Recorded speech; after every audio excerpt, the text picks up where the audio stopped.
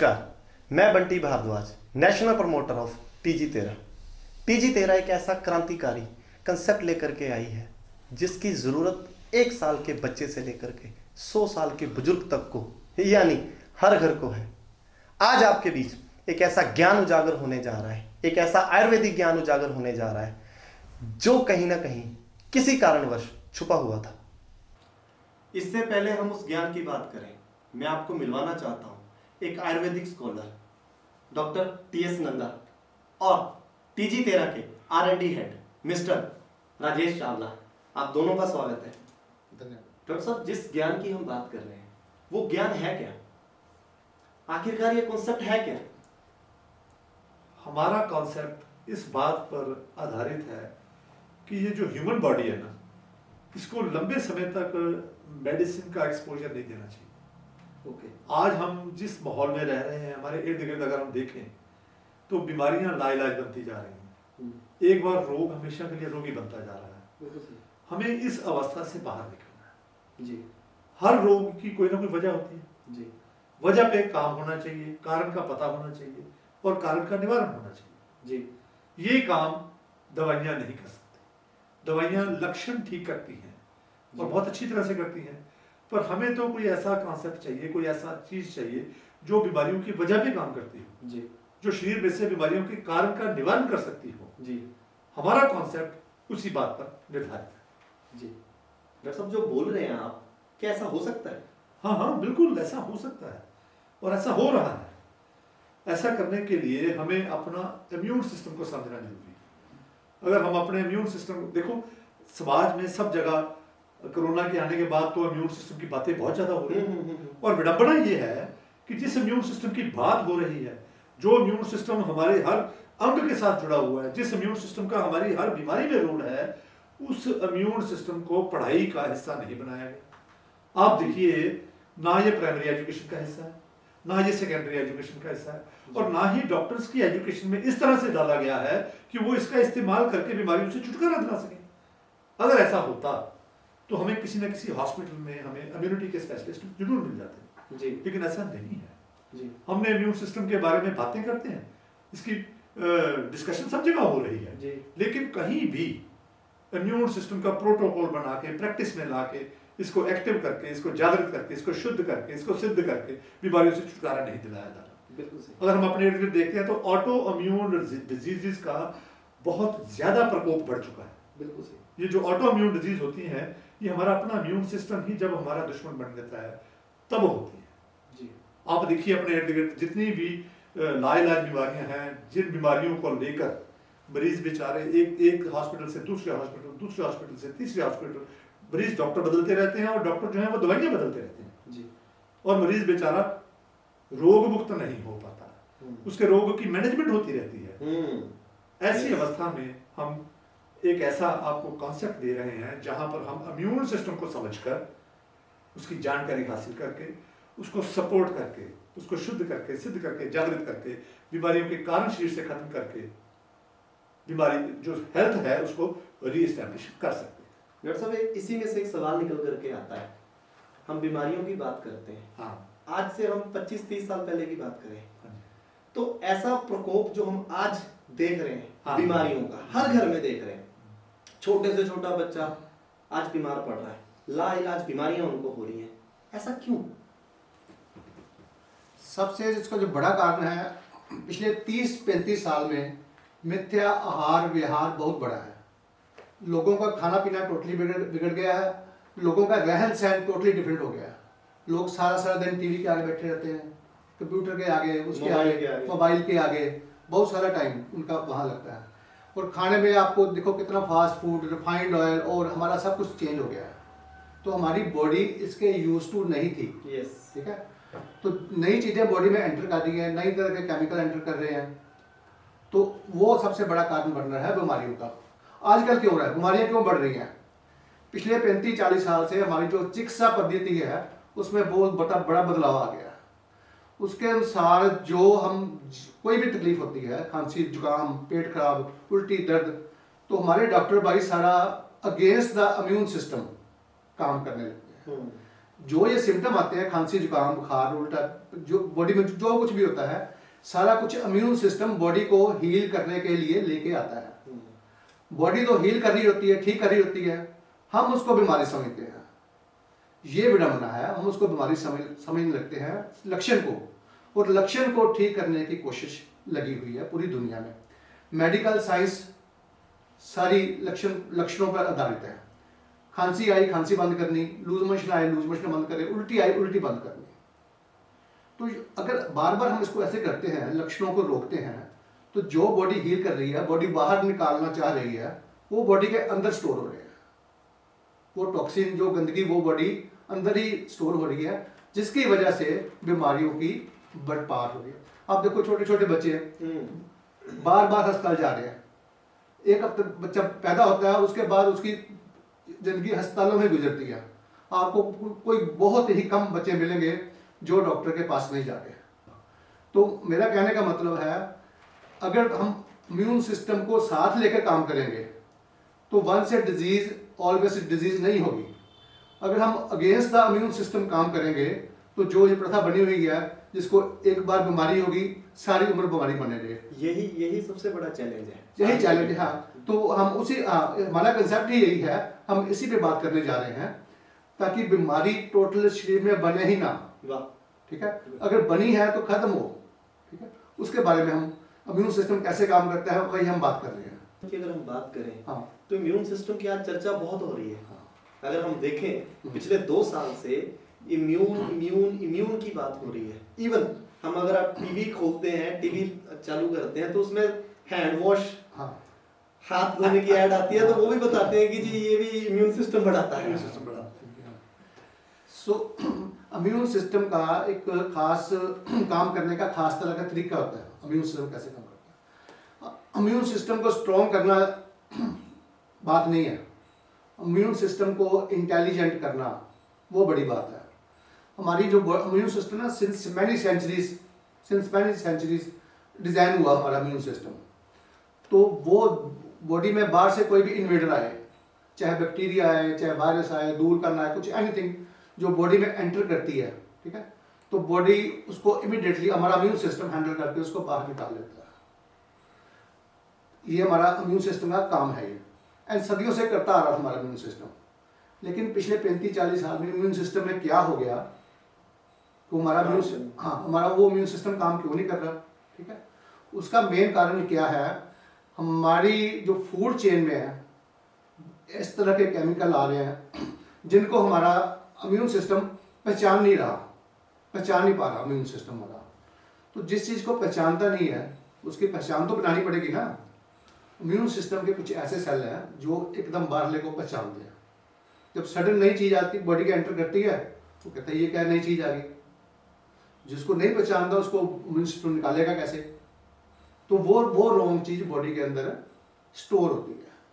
आपका कहने का मतलब डॉक्टर साहब ये है कि इम्यून सिस्टम को शुद्ध सिद्ध जागृत करके हम हर प्रकार की बीमारी से बच सकते हैं, उसको खत्म कर सकते हैं जो ऑलरेडी डिजीज बनी हुई है। ओके डॉक्टर साहब, आमतौर पे हम लोग देखते हैं कि हर घर में गैस्ट्रिक के और एसिडिटी के पेशेंट भरपूर मात्रा में पाए जा रहे हैं। हर घर में ये परेशानी पिछले काफी समय से हो रही है। लोग खाली पेट कैप्सूल खाते हैं और सोचते हैं कि वो स्वस्थ हो गए, पर ये लगातार कईयों को 2 साल, 5 साल, 10 साल भी हो गए ऐसे लोगों को देखते हुए जो लगातार 10-10 सालों से कैप्सूल खा करके अपनी गैस्ट्रिक और एसिडिटी को हटाने की बात करते हैं या ठीक करने की बात करते हैं। पर ये तो आपकी की कहने वाली बात हो गई कि once disease is always disease, पर वो तो कहीं खत्म हुई नहीं, वो तो लगातार बनी हुई है, जिससे गोली खा करके या कैप्सूल खा करके वो ठीक करने की बात करते हैं। ऐसा जैसा कि मैंने पहले बताया आपको, जो मॉडर्न साइंस है वो अगेंस्ट द इम्यून सिस्टम काम करती है जी, against the immune system. Pro immune system काम नहीं करती। जो अगर बॉडी ने एसिड बनाया है, रोज बना रही है, तो किसी बात पे बना रही है एसिड, बिना कारण के एसिड बनता। जहाँ धुआं होगा, ठीक है, वहाँ आग जरूर होगी। अगर एसिड बना हुआ है तो अंदर नीचे आग लगी हुई है, बन रहा है, कुछ है अंदर जी। तो जो अंदर कुछ क्या है, किसकी वजह से धुआं उठ रहा है, किसकी वजह से एसिड, उसके बारे में बात नहीं करती। सिंपल धुआं बंद करने से ठीक है, वो नीचे वाली आग खत्म नहीं होगी। जी हम रोज धुआं बंद करते हैं, अलार्म बंद करते हैं एसिड की गोली खाने से, जी लेकिन बॉडी बहुत इंटेलिजेंट है, रोज आग बुझाने की कोशिश करेगी, एसिड बना के ज़्यादा और बना। तो अननोन टॉक्सिन जो पेट के अंदर पड़े हुए हैं, जिनको मारने के लिए बॉडी रोज एसिड बना रही है, जब तक वो बॉडी उसको डिटॉक्स नहीं करेगी, उन टॉक्सिन को बॉडी खुद क्लीन नहीं करेगी, तो रोज एसिड बनता रहेगा।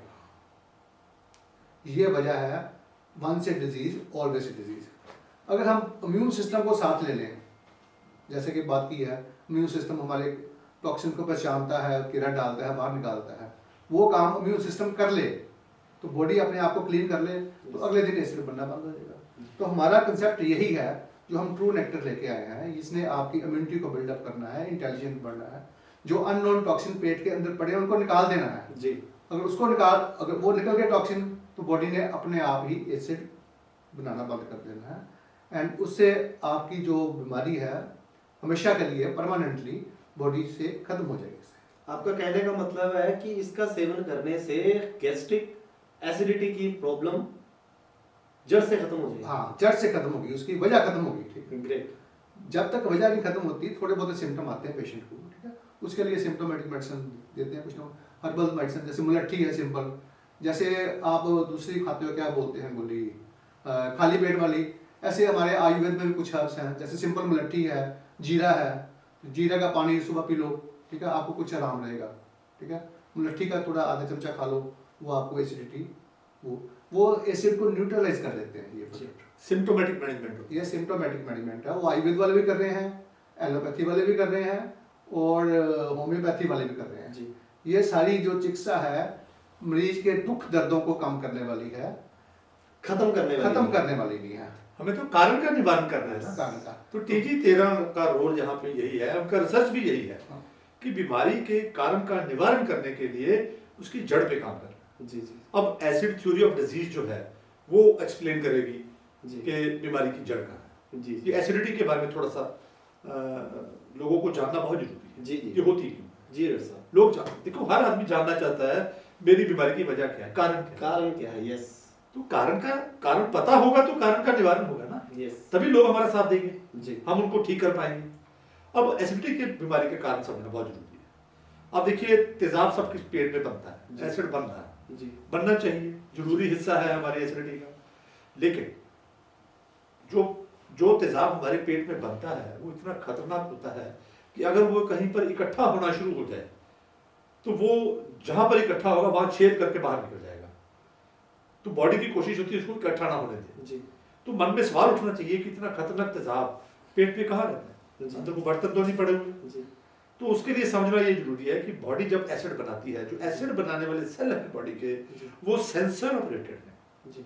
वो तेजाब रेडी नहीं रखते, वो तेजाब का रॉ मटेरियल रेडी रखते हैं। जी। जैसे ही भोजन पेट में आया, सेंसर स्विच ऑन होते हैं, तेजाब बनना शुरू हो जाता है। बना हुआ तेजाब नमक के दाने की तरह एक पंप की सहायता से, जैसे वो फुहारा होता है ना, जी। उस हिसाब से नीचे भोजन पर गिरते हैं। भोजन हिल रहा होता है, जी। वो तेजाब उस भोजन को पेस्ट बना देता है, और वो पेस्ट जैसे ही हमारे स्टमक को खाली करके, हमारे मैदे को खाली करके आंतड़ियों में जाती है, ऊपर सेंसर स्विच ऑफ हो जाते हैं, एसिड बनना बंद हो जाता है। जी। ये बात हुई हेल्दी आदमी में। जी। लेकिन अगर हमारे भोजन में टॉक्सिन है, वही टॉक्सिन थ्योरी ऑफ डिजीज आ गई। जी। हम सब जानते हैं हमारे एनवायरनमेंट में टॉक्सिन्स का क्या हाल है, हमारे खाने में एडल्ट्रेशन में टॉक्सिन में क्या हाल है, हमारा दूध, दही, पानी सब कुछ बिगड़ा हुआ। जी। तो वो जो टॉक्सिन्स जो हमारे पेट का हिस्सा बन जाते हैं, गंदगी वहां चिपक जाती है। जी। आपने देखा फैटी लिवर, फैटी डिपॉजिट्स हमारे बॉडी का हिस्सा बन चुके हैं। जी। वो जो टॉक्सिन्स हैं वो एसिड बनाने वाले सेल्स को लगातार ये मैसेज देते रहते हैं कि कुछ रहता है, खाली होने के बाद भी, क्योंकि वो चिपके हुए हैं। तो सेंसर को क्या मैसेज गया, कुछ रहता है डाइजेस्ट करने के लिए, एसिड बनाते जाओ। जी। जी। जी। तो वो खाली पेट में भी एसिड बनता रहता है, खतरनाक वाला। जी। तो वो जो खाली पेट में एसिड बनता है वो हमारी बॉडी का डैमेज करता है, वो हार्मफुल होता है। वो हार्मफुल करता है। और हमारे सिस्टम ऐसा बना हुआ है कि हमारे जो स्टमक की 3-4 लेयर्स होती है ऊपर वाली अंदर की, ठीक है, वो 2-3-4 डैमेज हो भी जाए तो उसमें दर्द के सेल्स नहीं होते। ओके। दर्द को महसूस करने वाले, तो उस पेशेंट को पता नहीं लगता। पेशेंट को पता नहीं लगता डैमेज चल रहा है अंदर। पेशेंट को तब पता चलता है जब वो डीप, जहां पे डैमेज करने के बाद वो एसिड डीप चला जाता है, अल्सरेशन कर देता है, तब पेशेंट को पता चलता है, तब जलन होती है, एसिडिटी होती है। जब पेशेंट को पता चलता है जलन होती है, एसिडिटी होती है, गैस होती है, तब वो खाली पेट गैस का कैप्सूल खाता है। अब खाली पेट गैस का कैप्सूल क्या करता है? उसका काम है पंप को ब्लॉक करना। वो एसिड नहीं ब्लॉक कर सकते। अब पंप ब्लॉक कर दिया, एसिड पेट में नहीं आ रहा, भोजन को एसिड चाहिए, भोजन ने डिमांड बना रखी है, एसिड पेट में आ नहीं रहा, पंप ब्लॉक है, तो एसिड कहाँ जा रहा है? सीधा ब्लड में। जब एसिड ब्लड में सीधा जाता है तो ब्लड का पीएच बैलेंस करने वाला बॉडी का जो मैकेनिज्म होता है, जो उसको क्लियर करता है वहां से, वो एग्जॉस्ट होना शुरू हो जाता है। वो जब वो एग्जॉस्ट हो गया, हमारे एंजाइम डैमेज हो जाएंगे, हमारा न्यूट्रिशन डैमेज हो जाएगा, और ब्लड में बढ़ा हुआ एसिड जब किडनी ने क्लियर करना है तो किडनी डैमेज का खतरा बन जाता है। इसी वजह से भारत सरकार ने खाली पेट कैप्सूल बनाने वाली कंपनी को निर्देश दे दिए कि जैसे सिगरेट की डब्बी के ऊपर आपने कैंसर की फोटो बनाई हुई है और ये कैंसर करती है ऐसी वार्निंग लिखी हुई है, वैसे ही खाली पेट खाए जाने वाले जो कैप्सूल है, गैस के कैप्सूल है, उसके ऊपर भी ये वार्निंग लिख दिया जाए कि ये किडनी डैमेज कर सकते हैं। इनका इस्तेमाल कंपनी जो बनाती है वो खुद कहती है इनका इस्तेमाल 5-10 दिन से ज्यादा नहीं करना चाहिए। वो सिम्प्टोमेटिक मैनेजमेंट है और उसको सालों तक लोग इस्तेमाल करते हैं। लोग सालों इस्तेमाल करते रहते हैं और फिर अगली बीमारी आनी शुरू हो जाती है। डॉक्टर साहब, एक सवाल इसी से जुड़ा हुआ है कि एसिडिटी ही एक ऐसी वजह है, गैस्ट्रिक ही एक ऐसी वजह है जो बाकी और कई बीमारियों को उत्पन्न करती है। बिल्कुल, acid is the mother of all diseases. कैसे? अब वो जो हम खाली पेट कैप्सूल खा लिया, उसके बाद ब्लड में गया हुआ जो एसिड है वो ब्लड में आ रही न्यूट्रिशन को डैमेज करेगा, न्यूट्रिशनल डेफिशिएंसी क्रिएट होगी जब ब्लड में, तो पूरी न्यूट्रिशनल डेफिशिएंसी भी क्रिएट हो रही है और साथ में न्यूट्रिशन का जो एसिडिक कचरा बन रहा है वो भी बढ़ जाता है बॉडी में। अब उस कचरे को क्लियर करने वाले हमारे जो डिटॉक्स ऑर्गन है, हमारा लीवर है, हमारा किडनी है, वो लोड में आ जाते हैं, हमारी आंतड़ियां डैमेज हो जाती हैं। जब आंतड़ियां डैमेज होंगी, न्यूट्रिशनल डेफिशिएंसी और बढ़ेगी। जब न्यूट्रिशनल डेफिशिएंसी बढ़ गई, एसिडिक कचरा बॉडी में बढ़ गया, तो वो एसिडिक कचरा हार्ट में जाएगा तो हार्ट की ब्लॉकेज क्रिएट करेगा, ब्रेन में जाएगा तो ब्रेन के डिजीज देगा, पेनक्रिया में जाएगा तो पेनक्रिया डैमेज करके शुगर की बीमारी देगा, ज्वाइंट्स में जाएगा एसिड और एसिडिक कचरा तो ज्वाइंट पेन देगा। वही आप देखिए ना, हम जो भी भोजन करते हैं पहले रस बनता है, फिर रक्त बनता है, फिर अगर वो एसिड रस में रहा तो रस दोष पैदा हो जाएंगे, रक्त में चला गया रक्त दोष पैदा हो जाएंगे, तेजाब चला गया वहां पर। ठीक है, तो वो जो खाली पेट खाया जाने वाला कैप्सूल वो रक्त दोष तो इमीडिएटली पैदा कर देता है, और जब रक्त दोष बढ़ता है तो मांस का दोष, मेद दोष, अस्थि दोष और यहाँ तक कि बोन मैरो का दोष भी पैदा हो जाता है। और जब बोन मैरो वीक हो गया तो बोन मैरो से ही हमारी रीजनरेशन निकलनी है, बोन मैरो से ही हमारा इम्यूनिटी के सेल्स का कंपोनेंट्स को जो है वो सपोर्ट मिलनी है। जब बोन मैरो वीक हो गया तो इम्यूनिटी इमेच्योर हो गई, जब इमेच्योर इम्यूनिटी हो गई तो उसको अपने पराये की पहचान भूल गई।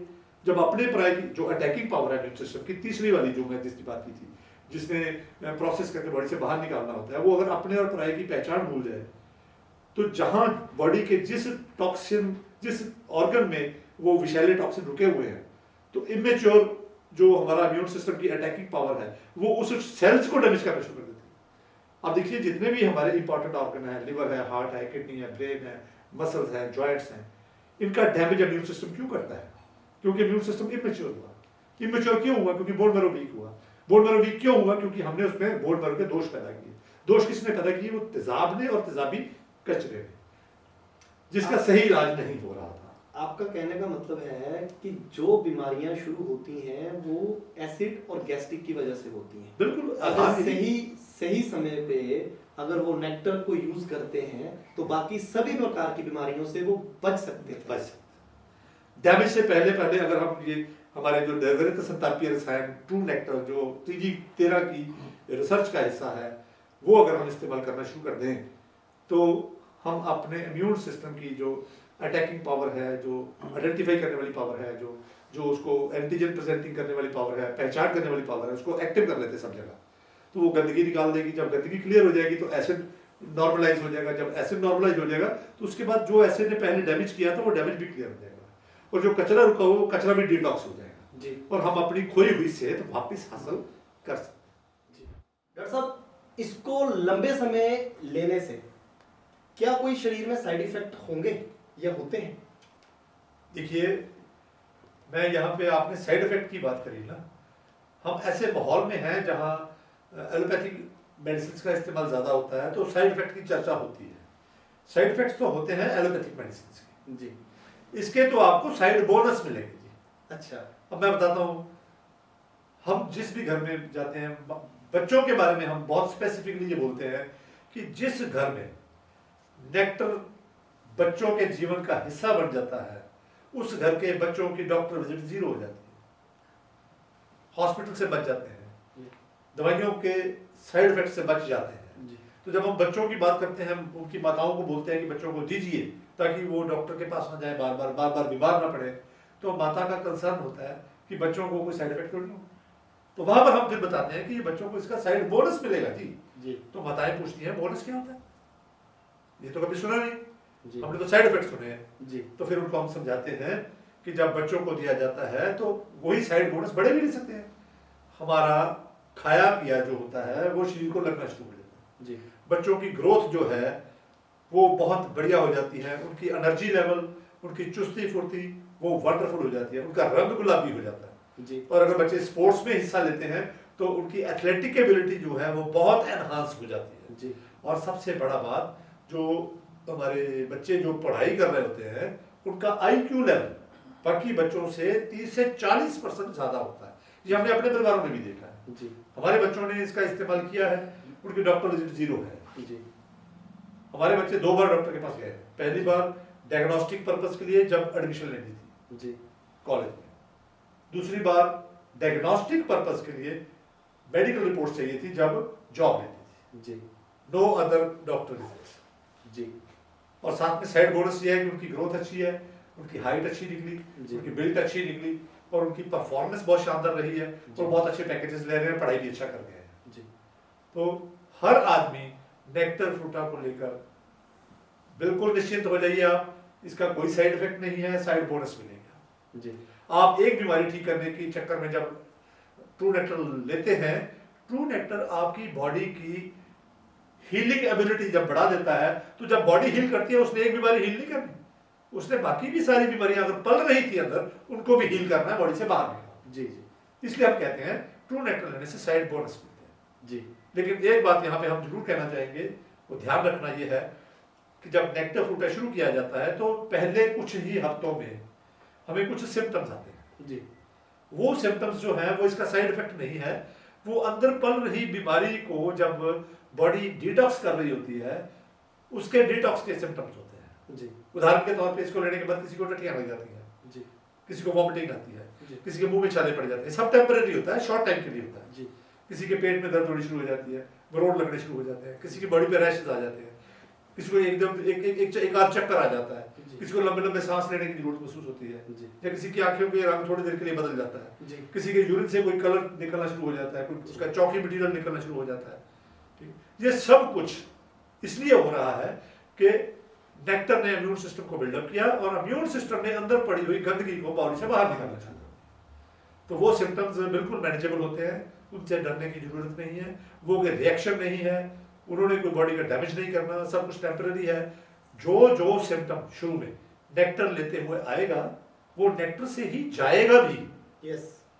और अगर नहीं जाता तो थोड़ी बहुत हम आयुर्वेद से सपोर्ट लेके उस सिम्टम से छुटकारा हासिल करके, और हर सिम्टम जाते हुए ये बता के जाएगा कि कौन सी बीमारी शरीर से निकल रही है। इसका पूरा का पूरा एक लिटरेचर है, सिम्टम्स ये वाले क्यों आते हैं, उसके पीछे का कारण क्या है और कौन सा सिम्टम किस बीमारी की तरफ इशारा कर रहा है कि वो बीमारी शरीर से निकल रही है जी।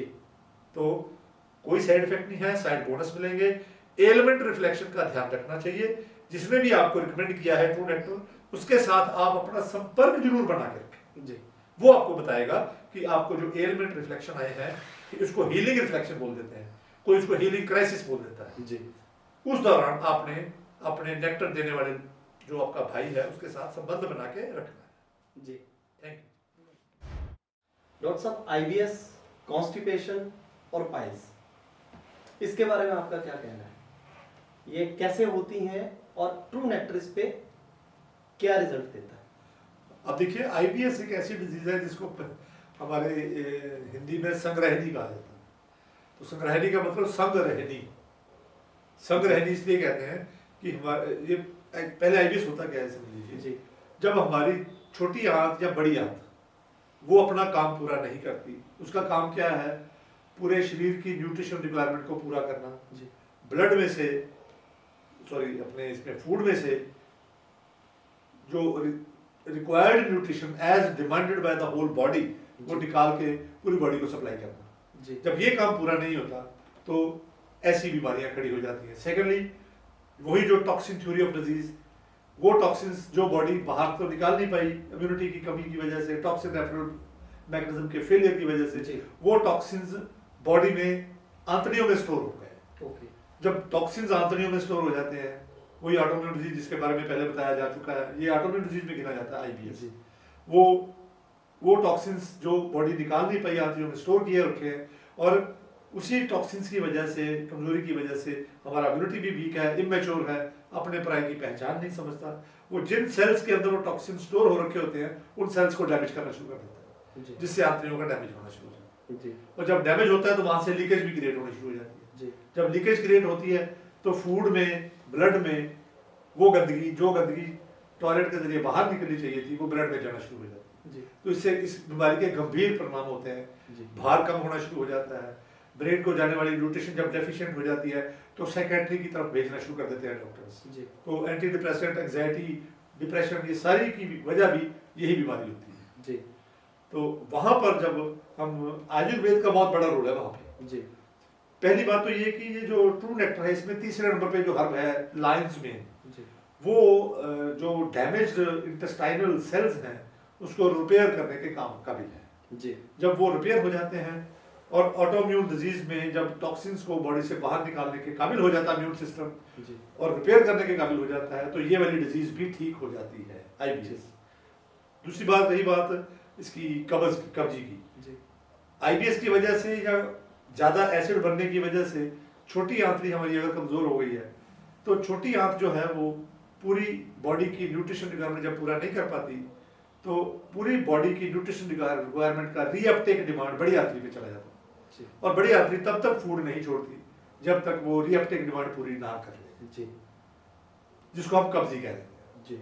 तो उसके लिए हमें छोटी आंत को भी रिपेयर करना जरूरी है और बड़ी आंत के फंक्शन को भी इंप्रूव करना जरूरी है।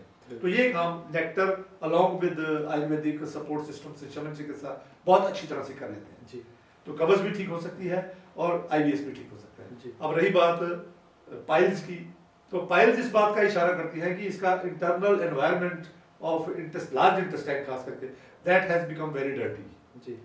तो वो जो सेल, वो जो गंदगी जो पाइपलाइन में पड़ी थी वो डीप इनटू द सेल जा चुकी है। जी।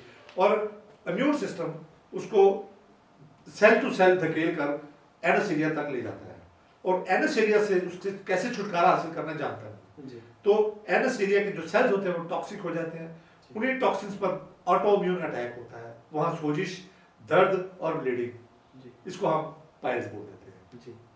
तो पाइल्स एक तरह से बॉडी की inability to get rid of the toxins lying in the anaesthesia. Okay.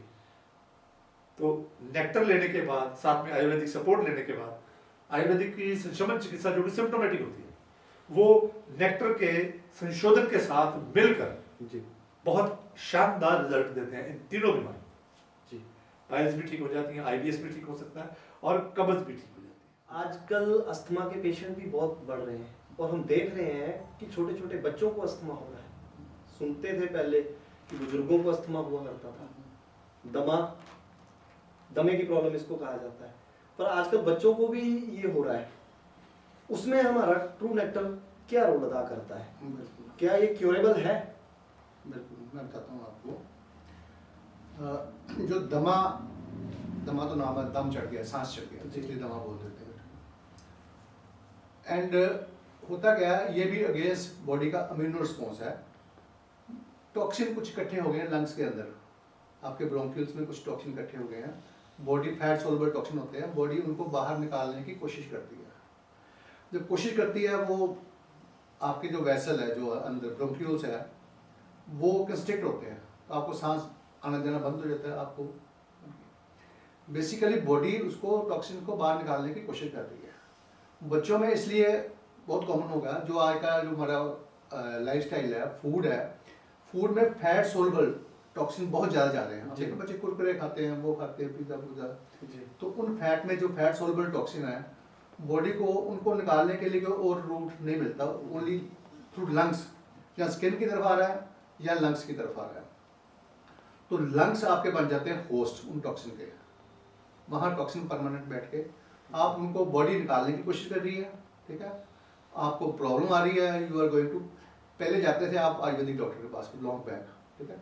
अब हमें चाहिए इमीडिएट रिलीफ, तो हमें पंप मिल जाता है। पंप क्या करता है, आपके जो वेसल को रिलैक्स कर देता है, तो सांस ठीक आ रहा है जी। ठीक है। तो आप या गोली खा लो या पंप ले लो, ठीक है। तो जो बॉडी काम कर रही है, तो आपका इम्यून सिस्टम उन टॉक्सिन को निकालने की कोशिश कर रहा है जी। वो हम उस काम को बीच में ही रोक देते हैं, आधा रोक देते हैं, इसलिए हमारी परमानेंट हो रही है, ठीक है। तो ठीक कैसे करना, फिर अगेन इम्यूनोमोडुलेशन के हिसाब से, क्योंकि जो अस्थमा है इसको भी ऑटोइम्यून इम्यून डिसऑर्डर की कैटेगरी में रखा गया है।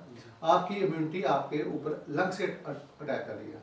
मैंने बताया था 80 प्रकार के जो रोग हैं ऑटोइम्यून डिसऑर्डर, उनमें अस्थमा भी एक है, डायबिटीज भी एक है, ठीक है, और ऐसे सारे रोग। अब अपनी बॉडी अपने इम्यूनिटी की चपेट में आ गई है, इम्यूनिटी अटैक कर रही है जी। तो कारण वही है, टॉक्सिन उस सेल्स के अंदर टॉक्सिन इकट्ठे हो गए हैं जी। उनको बॉडी डिटॉक्स करे, परमानेंटली निकाले और आप ठीक हो। जी। तो नेक्टर का अगेन वही काम, आपकी इम्यूनिटी को मॉड्यूलेट करना, जी। ठीक है। उसी प्रकार के सेल, नेचुरल किलर सेल बनने, उनको टॉक्सिन को निकालना बॉडी से, जब वो बॉडी डिटॉक्स करेगी, ठीक है, तो आप परमानेंट ठीक हो गए। इनिशियल स्टेज में तो सारे ठीक हो जाते हैं, बच्चों को तो रहता ही नहीं ना जी। लेकिन हमारे पास कई पेशेंट बहुत पुराने आ जाते हैं जी।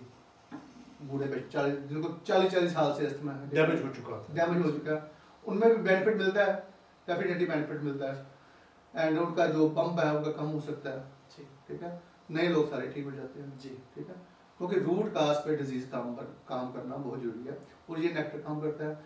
एंड जब तक पूरा ठीक नहीं होता तो हम सिम्टोमेटिक ट्रीटमेंट भी देते चलाते हैं, हैं। हाँ, और ग्रेजुअली पंप उनके सारे बंद हो जाते हैं। बैक पेन, और अक्सर सुनते हैं लोगों के कहते हुए कि मन के हिल गए, क्या इनका इलाज भी ट्रू नेक्टर करता है? बिल्कुल बिल्कुल, हमने बहुत सारे केसेस से हैंडल किए हैं। मैं बार बार वही बात करता हूँ, जब तक बीमारी का रूट काज नहीं समझा जाएगा तो उसका इलाज नहीं होगा, ट्रीटमेंट नहीं होगा, ठीक है। ਹੁਣ आपके बैक पेन हो रही है, सर्वाइकल नेक में पेन हो रही है, आप पेन किलर से, मसल रिलैक्सेंट से उसको ठीक करना चाहो। मॉडर्न साइंस ने इन चीज़ों को पोस्चर रिलेटेड बनाया हुआ है जी। कि आपका पोस्चर ठीक नहीं है, ठीक है, इसकी वजह से बैक पे सीधे होकर बैठा करो, ठीक है। एंड वी आर सीन सारा कुछ करते हैं, उनको भी ये प्रॉब्लम आ रही है जी। Back pain. और जो आयुर्वेद का सिद्धांत वही है, ठीक है, बीमारी की वजह पेट से शुरू होती है। जी। तो हम देखते हैं जिनको सर्वाइकल है और बैक पेन है, उनको कॉन्स्टिपेशन एंड एसिडिटी ये उनको अवश्य मिलती है उनके कारण। जी। रादर सभी बीमारियों में मिलती है, इसमें पक्का 100% मिलती है। जी। होता क्या है, हमारी बनती कैसे है, आपको अभी सर्वाइकल का, एसिडिटी का, कॉन्स्टिपेशन का क्या संबंध है इससे? सर्वाइकल बैक इधर है, बैक इधर है, पेट इधर है, तो संबंध क्या है हमारी का? जी। ठीक है। तो होता क्या है, जैसे मैं बताया आमरस, ठीक है, टॉक्सिन जो है बॉडी, टॉक्सिन चले जाते हैं सर्कुलेशन में जी। थ्रू एब्डोमेन, ठीक है। तो वो टॉक्सिन जब घूमते घूमते हमारी माइक्रो सर्कुलेशन ऑफ नेक या मसल, बैक के मसल, वहाँ पर टॉक्सिन जाके इंजरी करते हैं। जी। पहले बॉडी इंजरी करती तो उनकी माइक्रो सर्कुलेशन में, जी। फिर बॉडी उसको रिपेयर करने के लिए वहाँ पर जब रिपेयर करती है तो वहाँ पर वो ब्लॉकेज बन जाती है। जी। तो कहने का मतलब आपके सर्वाइकल के मसल को, बैक के मसल्स को जाने वाली सर्कुलेशन में न्यूट्रिशन डेफिशिएंट ब्लड एंड अगर रास्ता भी बंद हो गया, जी। तो मसल को खुराक मिलनी बंद हो गई आपकी। जी। सर्वाइकल के नेक के मसल को खुराक मिलनी बंद हो गई, बैक के मसल को खुराक मिल गई। जब उसको खुराक नहीं मिलती तो मसल क्या हो गए, नेचुरली वीक हो जाएंगे। मसल वीक हो गए, मसल वीक होने से होगी, muscles and ligament and tendon ने इसको होल्ड किया हुआ है हमारी स्पाइन को, पूरी को। स्पाइन वैसे स्पाइन तो खड़ी है ना ऐसे पूरी स्पाइन, तो उसको किसी ने रोका हुआ है ना। तो जब मसल लिगामेंट वीक होते हैं तो जो मनके हमारे आपस में नीचे प्रेस होने लगते हैं, बिल्कुल। प्रेस होते हैं, उनमें डिस्क पर लैप्स हो जाती है, जी। डिस्क डिस्क सर्वाइकल डिस्क भी बाहर आ सकती है, जी आपकी लंबर डिस्क भी बाहर आ सकती है कोई जी। भी।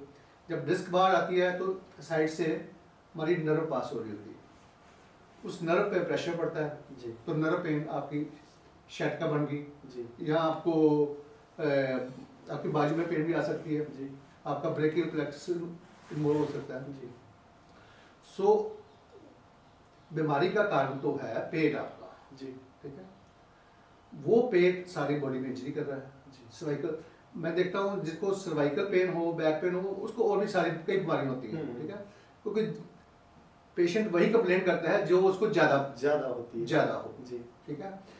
सो जब हम नेक्टर देते हैं तो वही हमारा जो सिद्धांत है वो, ठीक है, टेम्परेरी हम कुछ दवाई देते हैं, मसल रिलैक्सेंट वगैरह कुछ तो पेशेंट को फील हो, ठीक है। नेक्टर ने रूट काज कंप्लीट, यहाँ की माइक्रो सर्कुलेशन खोलनी है उसने, जी मसल को खुराक मिलनी है, क्योंकि हमने कुछ ऐसी चीज़ देनी है जिसके साथ कुछ हम देते हैं, म्यूकोपॉलीसैकेराइड्स देते हैं, ठीक है, ऐसी खुराक होती है, कुछ आयुर्वेदिक हर्ब्स हैं, ताकि उन मसल्स को जाके खुराक मिले, मसल अपना प्रॉपर काम करें। जी डिटॉक्स हो गया, सर्कुलेशन ओपन अप होगी। जी तो नट शेल में बताता हूँ, root cause of each and every disease is micro circulation blockage and वहाँ पर टॉक्सिन अकमुलेशन। जी सभी बीमारियों का A to Z यही कारण है। जी एरिया अलग अलग हो सकता है, जी ठीक है, एरिया अलग अलग हो सकता है, लेकिन कारण यही है। जी तो नेक्टर का काम clean the cell and feed the cell. जी अगर ये दो काम हो जाए तो बॉडी में कोई बीमारी रहेगी नहीं। जी तो ये काम 100% हमारी मेडिसिन करती है, सारे सेल्स को क्लीन करती है और वहाँ पर न्यूट्रिशन पहुँचाने का काम करती है। जी अगर दोनों काम होते हैं, धीरे धीरे पेशेंट अपने आप ठीक हो जाता है। जी That's all. डॉक्टर साहब, ब्लड प्रेशर एक बड़ा हॉट सब्जेक्ट है, घर घर की बात हो गई है। हाइपरटेंशन, क्या इसके बचा जा सकता है? ट्रू नेक्टर का इस पे क्या रोल है डॉक्टर साहब? हाइपरटेंशन देखिए, पहली सी बात मैं ये कहूँगा, हाइपरटेंशन कोई बीमारी नहीं है, जी लेकिन हाइपरटेंशन को बीमारी बना रखा है। हाइपरटेंशन अंदर पल रही किसी बीमारी का लक्षण है। जी वो बीमारी क्या है, वो कहाँ पर है, इसको जानने की कोशिश ही नहीं की जाती। सिर्फ ऐसा इलाज दिया जाता है जिससे नाड़ियाँ ढीली हो जाती हैं जी और बीपी सिम्टम हमारा ठीक हो जाता है और हमें गलतफहमी पड़ जाती है कि हम ठीक हो गए। डॉक्टर साहब, इसको जरा एक्सप्लेन करिए, बताइए कैसे? असल में अगर कोई गंभीर बीमारी अगर आपके ब्रेन में या आंखों में या हार्ट में या लिवर में या किडनी में या बोन्स में या प्रोस्टेट में या कहीं भी कोई गंभीर बीमारी पलनी शुरू हुई है तो उसका पहला लक्षण क्या आएगा? ब्लड प्रेशर बढ़ेगा। जी तब चाहिए तो ये कि अगर ब्लड प्रेशर बढ़ा है, इमीडिएटली उसको रोकने का इंतजाम होना चाहिए, नाड़ियां ढीली करने वाली गोली खा लेनी चाहिए जी और साथ के साथ कोई ऐसा इंतजाम होना चाहिए जो उस ब्लड प्रेशर बढ़ने की वजह पे काम करे। जी अब हमारे मॉडर्न मेडिसिन की प्रैक्टिस में ब्लड प्रेशर की वजह नहीं है।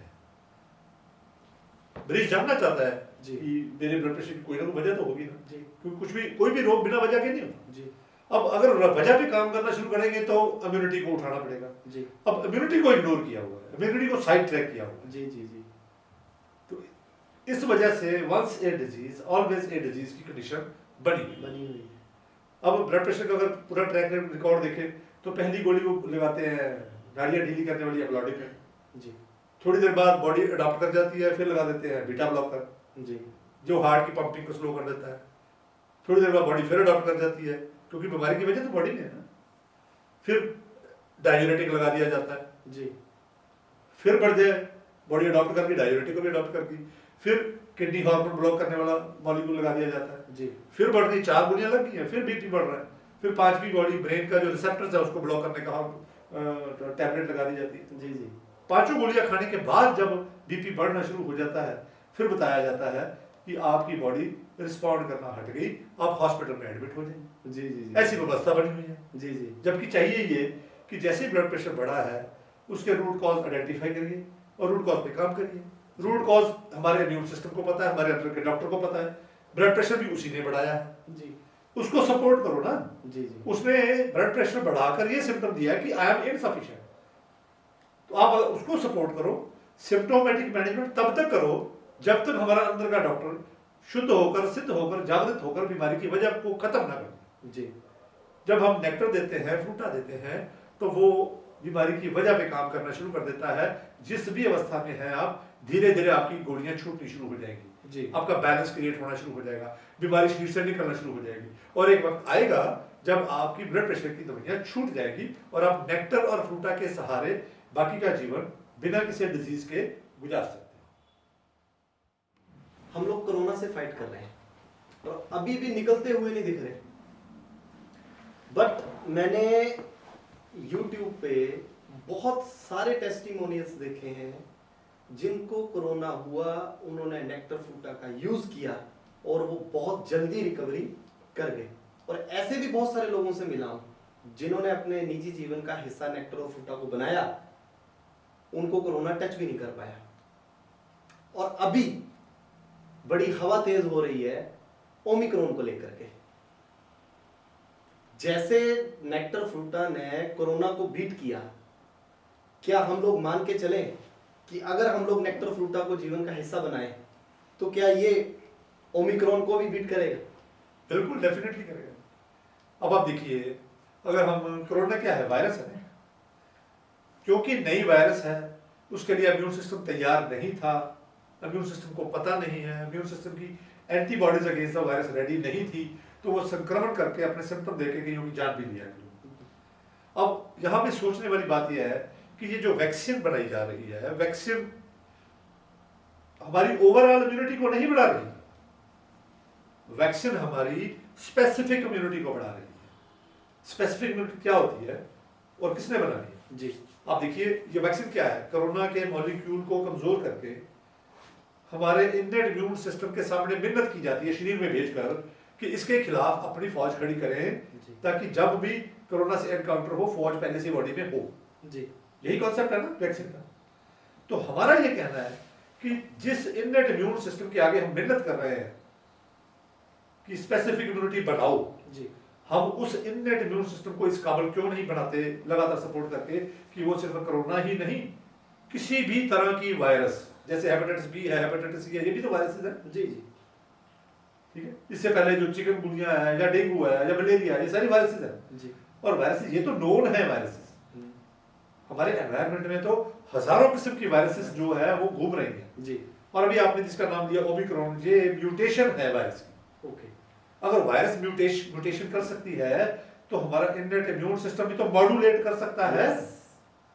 तो हमारा ये मानना है कि हमारा जो ट्रू नेक्टर है, इसके अंदर विद एविडेंस, इसके अंदर परमात्मा ने वो सारे के सारे बायो एक्टिव इंग्रेडिएंट्स रखे हुए हैं जो हमारे इम्यून सिस्टम की सारी फोर्सेस को सब जगह पर, टिश्यू में भी, ब्लड में भी, बोन में भी, ठीक है, उनको मॉड्यूलेट कर सकता है। जी, जिस लेवल का थ्रेट पोटेंशियल है उसी लेवल का डिफेंस पोटेंशियल बिल्डअप कर सकता है। तो अगर ये बात को मान लिया जाए तो ओमिक्रॉन से भी हमें डरने की जरूरत नहीं है। हम ओमिक्रॉन को भी बहुत अच्छी तरह से हैंडल कर लेंगे, जैसे हमने पहले सारे वेरिएंट्स को ट्रू नेक्टर और ट्रू फ्रूटा की सहायता से हमने हैंडल किया है। जी, मैं यहाँ पे ये नहीं कह रहा कि हमें वैक्सीन की जरूरत नहीं है, हमें वैक्सीन लगवा लेनी चाहिए, वैक्सीन से स्पेसिफिक इम्यूनिटी हमारी बिल्डअप हो जाती है। लेकिन वो तो किसी एक वेरिएंट के खिलाफ होगी ना। अब जैसे वेरिएंट बदल रहे हैं तो हमें बूस्टर डोज की भी जरूरत पड़ रही है। अगर हर साल अगर कोरोना फास्ट तेजी से म्यूटेशंस कर गया तो क्या हम हर वेरिएंट के खिलाफ की वैक्सीनेशन करेंगे? मैं ये समझता हूं कि उससे बेटर ये है कि हम अपने इन्नेट इम्यून सिस्टम को अलर्ट, एक्टिव एंड सफिशिएंट बना के रखें, ताकि किसी भी तरह की वायरस हमारे शरीर पर संक्रमण ना कर सके। अंदर आएगी, 2-4 दिन सिम्टम आएंगे, पहचानी जाएगी, पकड़ी जाएगी और प्रोसेस करके शरीर से बाहर निकाली जाएगी। तो इस तरह से मैं ये कहना चाहूंगा, इसको समाप्त करता हूं ये कहकर कि ट्रू नेक्टर और ट्रू फ्रूटा को अपने परिवार का हिस्सा बने। एक दिन से बच्चे से लेकर 100 साल के बुजुर्ग तक हर एक को ये प्रिवेंशन के लिए भी दिया जा सकता है। Thank you.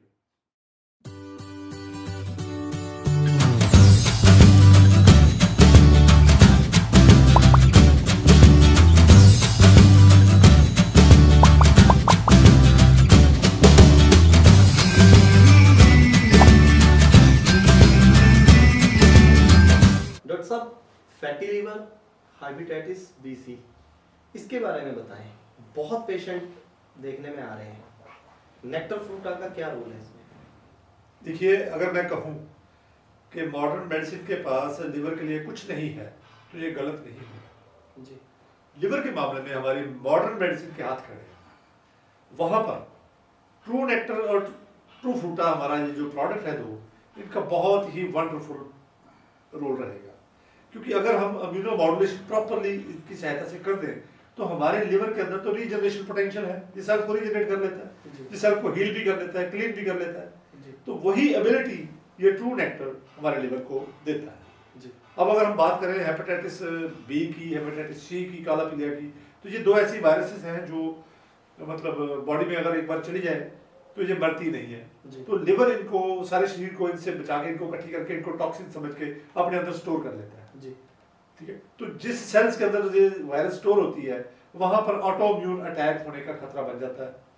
वो इसलिए कि हमारा जब लिवर हमारा कमजोर हुआ, न्यूट्रिशन स्टेटस डाउन गया, तो बोन मैरो वीक हो जाता है। वीक बोन मैरो से हमारा इम्यूनिटी का इमेच्योर सेल्स जो है, जो अपने और पराई की पहचान नहीं समझते, वो आकर वो वाले सेल्स लिवर के जिसके अंदर हेपेटाइटिस बी और सी करके रोक के रखा होता है, उसको अटैक करके उसको डैमेज करना शुरू कर देते हैं। जी तो जिससे लिवर डैमेज होना शुरू हो जाता है और सिरोसिस ऑफ लिवर तक पहुंच जाती है बात। जी जिसमें लिवर हार्ड हो जाता है, पेट में पानी भरना शुरू हो जाता है, पोर्टल हाइपरटेंशन बन जाती है, या जो उनका गॉल ब्लैडर में सोजिश आ गई, या जो बाइल डक्ट ब्लॉक हो गई, तो ये सारी बीमारियां डेवलप होना शुरू हो जाती हैं जी अगर प्रॉपर इलाज ना किया जाए तो।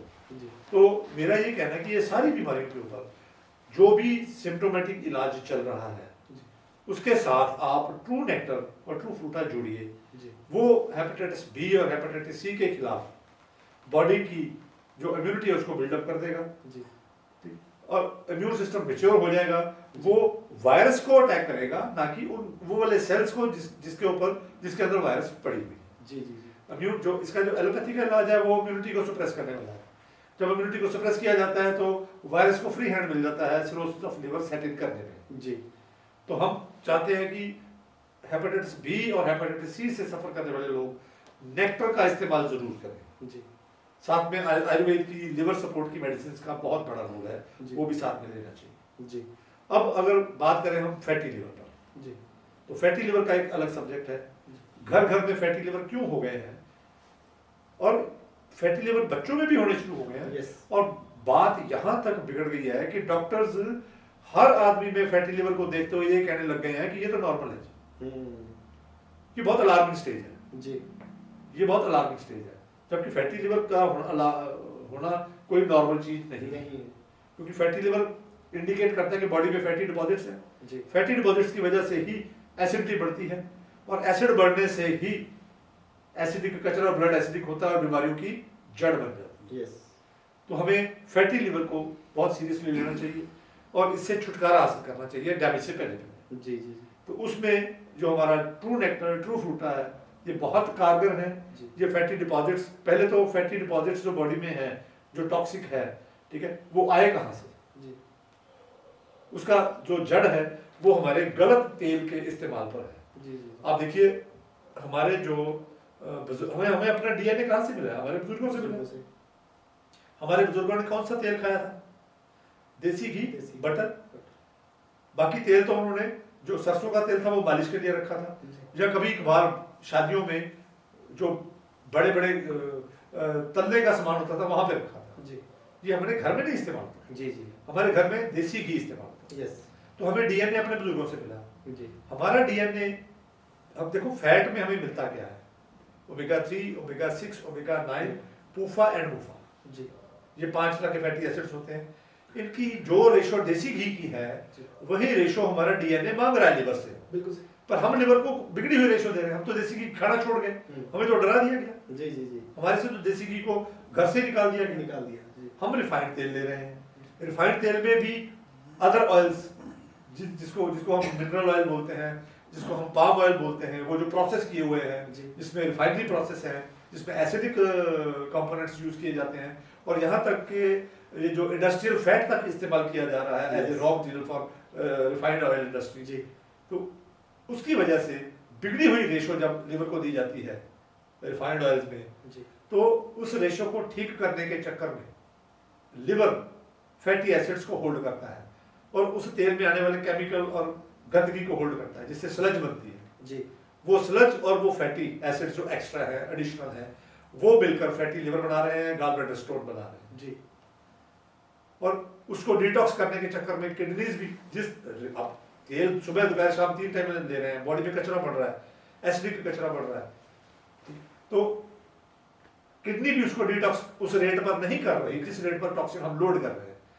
और जब जिस रेट पर टॉक्सिन बॉडी में जा रहे हैं उस रेट से अगर किडनी डिटॉक्स नहीं कर पा रही तो किडनी स्टोन बनने के भी आसार बन जाते हैं, क्योंकि जब कचरा को रोका जाता है वो कचरा स्टोन बन जाता है। तो kidney stone, gall bladder stone और फैटी लिवर, ये सारी कहानी एक ही है हमारे मिथ्या आहार विहार, जहां से हमने बात शुरू की। जी। तो हमें अपने मिथ्या आहार विहार में सबसे पहले तो तेल ठीक करना है जी। फिर हमें नेक्टर और फ्रूटा का इस्तेमाल करना है। जी। जो बचा है उसको बचाइए, जी। जो रिपेयरेबल है उसको रिपेयर करिए जी। और बॉडी का बैलेंस क्रिएट करिए और एक हेल्दी लाइफ जिए। जी। वही हमारे नेक्टर की देन है। डायबिटीज के पेशेंट बहुत ज़्यादा बढ़ रहे हैं हमारे देश में, हमारे घरों में, हमारे समाज में। क्या ये प्रोडक्ट, क्या ये औषधि हमें उस डायबिटीज से बचा सकती है? बिल्कुल बिल्कुल। जैसे कि मैंने पहले बताया, सभी बीमारियों का जो कारण है मिथ्या आहार विहार है। शुगर भी या डायबिटीज भी उन रोगों में से ही है जो मिथ्या आहार विहार से होती है। जिनका पेट खराब रहता है, जिनको एसिड बनता है, ठीक है, और कॉन्स्टिपेशन रहती है, उन लोगों को ये बीमारी होने की पूरी पूरी संभावना होती है। जिनका पेट ठीक रहता है, डाइजेशन ठीक है, उनको कभी शुगर हो नहीं सकती, एक्सेप्ट जो जेनेटिक केस है। Okay. In very very rare case जो जेनेटिक केस है।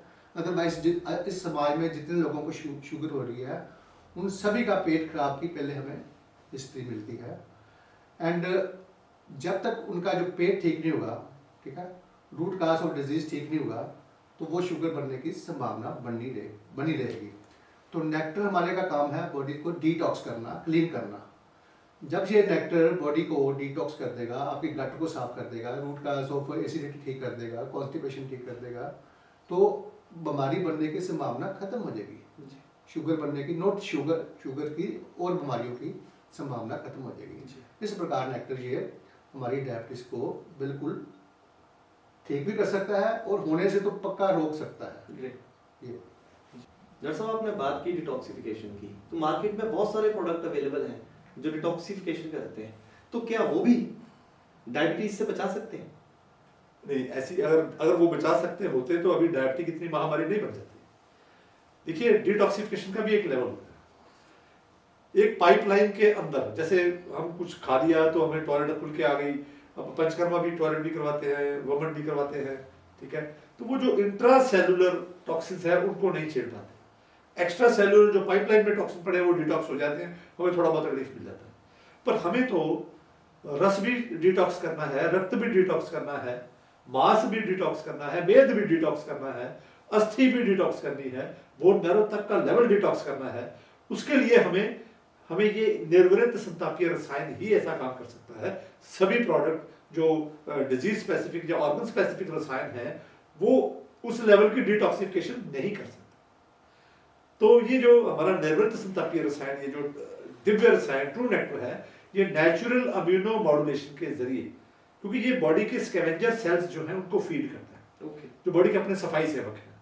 जब बॉडी के सफाई सेवक हमारे टिश्यू में, ब्लड में, बोन मैरो में और यहाँ तक कि लिम्फेटिक सिस्टम जो बॉडी का ड्रेनेज सिस्टम, उसको भी ओपन रखता है, उसको भी रिपेयर करता है। ओके। वो सिस्टम भी बना के रखता है। तो इसकी जो डिटॉक्सिफिकेशन का लेवल है वो अलग है, डिफरेंट है। इसीलिए ये हमें डायबिटीज होने से बचा सकता है। ओके। और सिर्फ डायबिटीज ही नहीं, किसी भी बीमारी से बचा सकता है। डॉक्टर साहब, ये बहुत बड़ी बात है, डायबिटीज से बचाने का एक रसायन हमें मिला बिल्कुल आपके द्वारा। डॉक्टर साहब, एक सवाल आता है, जिसे एक बार शुगर हो जाती है वो क्योर नहीं होती, क्या ये ट्रू नेक्टर ऐसा व्यवस्था कर सकता है कि उस शुगर को क्योर कर दे? ऐसा है जी, ये आपकी बात ठीक है कि एक बार परमानेंट डैमेज हो जाए, पैनक्रिया इंसुलिन बनाना अगर बंद कर दे, उसके बाद पैनक्रिया को दोबारा इंसुलिन बनाने के लिए चालू नहीं किया जा सकता। ओके। अगर पैनक्रियाटिक सेल्स डिसफंक्शनल स्टेज में है, मतलब वो बना सकते हैं पर बना नहीं पा रहे, जिंदा है, उस अवस्था अर्ली स्टेज उस अवस्था में जब हम नेक्टर शुरू करते हैं तो जो भी कारण होता है जिस वजह से पेनक्रियाटिक सेल डिसफंक्शन हुए हैं वो कारण का निवारण हो जाएगा। जैसे हम बोल चुके हैं, पहले बता चुके हैं कि कैसे ये हमारा जो ट्रू नेक्टर है ये कारण बीमारी की वजह पे काम करके कारण का निवारण करके बीमारी को खत्म कर सकता है। ये काम डैमेज से, पेनक्रियाटिक सेल के परमानेंट डैमेज से पहले अगर हो जाए तो शुगर ठीक हो सकती है, लेकिन हम फिर भी कभी भी ये क्लेम नहीं करते कि ये शुगर ठीक करता है। ये अर्ली स्टेजेस ऑफ शुगर को रिवर्स कर सकता है डैमेज से पहले। ओके डॉक्टर साहब, ट्रू नेक्टर जो शुगर के पुराने मरीज हैं उनमें कैसे सपोर्ट कर सकता है, उनकी क्या हेल्प कर सकता है? आपने देखा होगा शुगर के मरीज जितने भी हैं वो सारी जिंदगी दवाइयाँ खाते खाते उनको ऐसा महसूस, वो दवाई दी जाती है उनकी रीडिंग ठीक करने के लिए। ओके और जो रीडिंग ठीक करने के लिए दवाई दी जाती है वो ब्लड में से शुगर को बाइंड करके सेल में डिपॉजिट करती जाती है, और फिर उन दवाइयों की साइड इफेक्ट्स की वजह से किसी की आंखों की रोशनी कम हो रही है, किसी की पैरों की काटने की नौबत आ जाती है, किसी के हाथों को काटने की नौबत आ जाती है, गैंग्रीन हो सकता है, किसी को गुर्दे फेलियर का डर रहता है, हार्ट अटैक का डर रहता है, ब्रेन स्ट्रोक का डर रहता है, कमजोरी तो सबके अंदर आ जाती है। ठीक है, ये सारा जो सिस्टम है, ठीक है, वहां पर जब हम नेक्टर का इस्तेमाल करते हैं तो ये नेक्टर हमारे इम्यूनिटी और उनका ये सारी ब्लॉकेट्स आने की वजह से इम्यून सिस्टम भी वीक हो जाता है। जैसे ही ये रसायन, ये ट्रू नेक्टर साथ में जोड़ा जाता है तो उनकी जो अंदर जमी हुई शुगर है, जो सर्कुलेशन ब्लॉक हो रखी है, जो सेलुलर वीकनेस है, वो ठीक होना शुरू हो जाती है। जब वो ठीक होना शुरू हो जाती है, सेलुलर फंक्शन, वेस्कुलर फंक्शन जो है वो इम्प्रूव होना शुरू हो जाता है, स्ट्रेंथ बढ़नी शुरू हो जाती है, और वो जो अगली कॉम्प्लिकेशंस आनी है जिसका उनको डर रहता है, अगली बीमारियां अगली जो डैमेज होना होता है, जैसे कि हम सुनते हैं जिसको शुगर होती है उसको लिवर की भी प्रॉब्लम होती है। हाँ, लिवर उसकी किडनी भी खराब होती है, उसकी इंटेस्टाइन्स भी कमजोर होती है जी, उनको किडनी डैमेज का खतरा हमेशा बना रहता है, आंखों की रोशनी का खतरा बना रहता है, और गैंग्रीन का खतरा बना रहता है, ब्रेन स्ट्रोक का, हार्ट अटैक का खतरा। आपने देखा होगा डायबिटिक पेशेंट को हार्ट डिजीज होने का खतरा जो है बाकी लोगों से 100% ज्यादा हो जाता है। बिल्कुल सही। ऐसी अवस्था में जब हम नेक्टर दिया जाता है तो वो खतरे कम हो जाते हैं, और अगर नेक्टर का सही तरीके से इस्तेमाल करें, इम्यूनिटी जो है उसको जागृत कर ले, तो वो जो ये सारे खतरों से वो बच सकते हैं। और हमने बहुत लोगों को सपोर्ट किया है, बहुत बड़े बड़े टेस्टिमोनियल्स अवेलेबल हैं जहां पर डॉक्टर्स ने डायग्नोस्टिक एम्पुटेशन बोल दिया गया कि ये एम्पुटेशन होगा, पैर होगा, हमने उनको बचाया। डॉक्टर साहब, इम्यून सिस्टम की बात हो रही है, आपका कहना है कि ये पढ़ाया जा नहीं रहा एलोपैथी में, प्रैक्टिस भी नहीं हो रही इसकी, आयुर्वेद में इसका वर्णन क्या है? हमारे जो ऋषि मुनि थे उनको इस इम्यून सिस्टम के बारे में इतनी ज़्यादा जानकारी थी, इसी वजह से उन्होंने जब हमारा चिकित्सा के ग्रंथ लिखे गए, हमारा एक मेडिसिन का ग्रंथ है जिसको बोलते हैं चरक संहिता, तो चरक संहिता में जो आयुर्वेद के 8 अंग हैं, ठीक है, जिनमें अलग अलग प्रकार से कैसे चिकित्सा की जाती है बारे में बताया गया है। उसमें हमारे महर्षि चरक ने जो सबसे पहला अंग चुना है वो चुना है रसायन चिकित्सा। रसायन चिकित्सा क्या होती है? जो चिकित्सा हमारे इम्यूनिटी को मॉड्यूलेट करे उसको रसायन चिकित्सा बोलते हैं जी। रसायन शब्द 2 शब्दों से बना है, रस एंड आयन। जो ऐसे रस बॉडी के ईच एंड एवरी चैनल में जाके उसको शुद्ध एंड सिद्ध कर दें उसको, ऐसे रसायन की बात। तो रसायन के बारे में इतना बड़ी बात कही है, रसायनम च तज गेयम जरा व्याधि नाशनम। रसायन उसको कहा जाता है जो जरा मीन्स बुढ़ापा और व्याधि दोनों का नाश करते हैं जी। तो जो मेडिसिन बुढ़ापा और मेडिसिन को नाश कर देगी वो तभी कामयाब होगी अगर आपका इम्यून सिस्टम बिल्कुल ठीक हो जाएगा। जी, जी। आपका इम्यून सिस्टम आपको क्लीन कर देगा, शुद्ध कर देगा। तो जो हमारी इतनी प्राइम इंपॉर्टेंस थी रसायन चिकित्सा, लेकिन विडम्बना क्या हुई है हमारे आयुर्वेद में भी, आयुर्वेद के जो हमारे जो स्कॉलर है ज्ञाता है सारे वो काम कर रहे हैं, वो भी रसायन चिकित्सा पे इतना जोर नहीं दे रहे जी। ठीक है।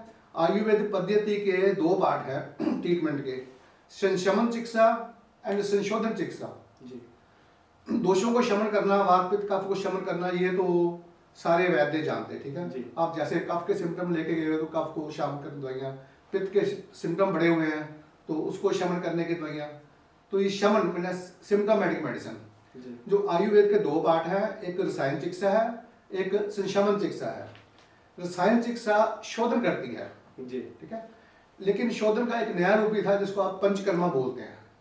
पंचकर्मा वो मैनुअली डिटॉक्स कर देते, जब बहुत ज़्यादा टॉक्सिन बढ़े हुए हैं तो वो तब हमें उसकी भी हेल्प लेनी पड़ती है, पंचकर्मा की। लेकिन अगर रसायन चिकित्सा संशमन चिकित्सा के साथ यूज़ करें, दोनों क्लब करें, तो बॉडी अपने आप नेचुरल अपने आप को डिटॉक्स कर लेती है, क्लीन कर लेती है और बीमारियों की वजह बॉडी में खत्म हो जाती है जी। तो इतना इसकी क्या बोलते हैं उपयोगिता है रसायन की, ठीक है जी। तो यही रसायन है जो हमारे इम्यूनिटी को मॉड्यूलेट करते हैं, इंटेलिजेंट बनाते हैं, वो करते हैं। जी। और यहाँ पर TG13 का रोल ये रहेगा कि उसी रसायन चिकित्सा का जो सबसे बेहतरीन रसायन था, जी। जो कि निर्वृत्त संतापीय रसायन जिसको बोला जाता है, जी। एक ऐसा रसायन जिसको लेने के बाद समस्त शारीरिक और मानसिक दुख निर्वृत्त हो सकते हैं, मतलब हमसे छुटकारा हासिल कर सकते हैं, ऐसे ही रसायन को TG13 अपने कॉन्सेप्ट में लेके आई है। जी। ऐसे ही धन्वंतरी जी के एक चेले थे सुश्रुत जी। जी। सुश्रुत जी जो थे वो मतलब ऐसे सर्जन, दुनिया के पहले सर्जन थे वो। जी। सुश्रुत जी जो है वो कटे हुए अंग जोड़ लेते थे और निशान भी नहीं छोड़ते। जी। आज के युग के सर्जन उनके जैसा सर्जन बनने की कोशिश में है, अभी बन नहीं पाए। आप जाइए, आप जाके देखिए सिडनी यूनिवर्सिटी ऑफ सर्जरी में सुश्रुत जी की बहुत विशाल एक मूर्ति गेट की एंट्रेंस पे रखी हुई है और नीचे लिखा हुआ है कि हम सर्जन इनके जैसा बनना चाहते हैं।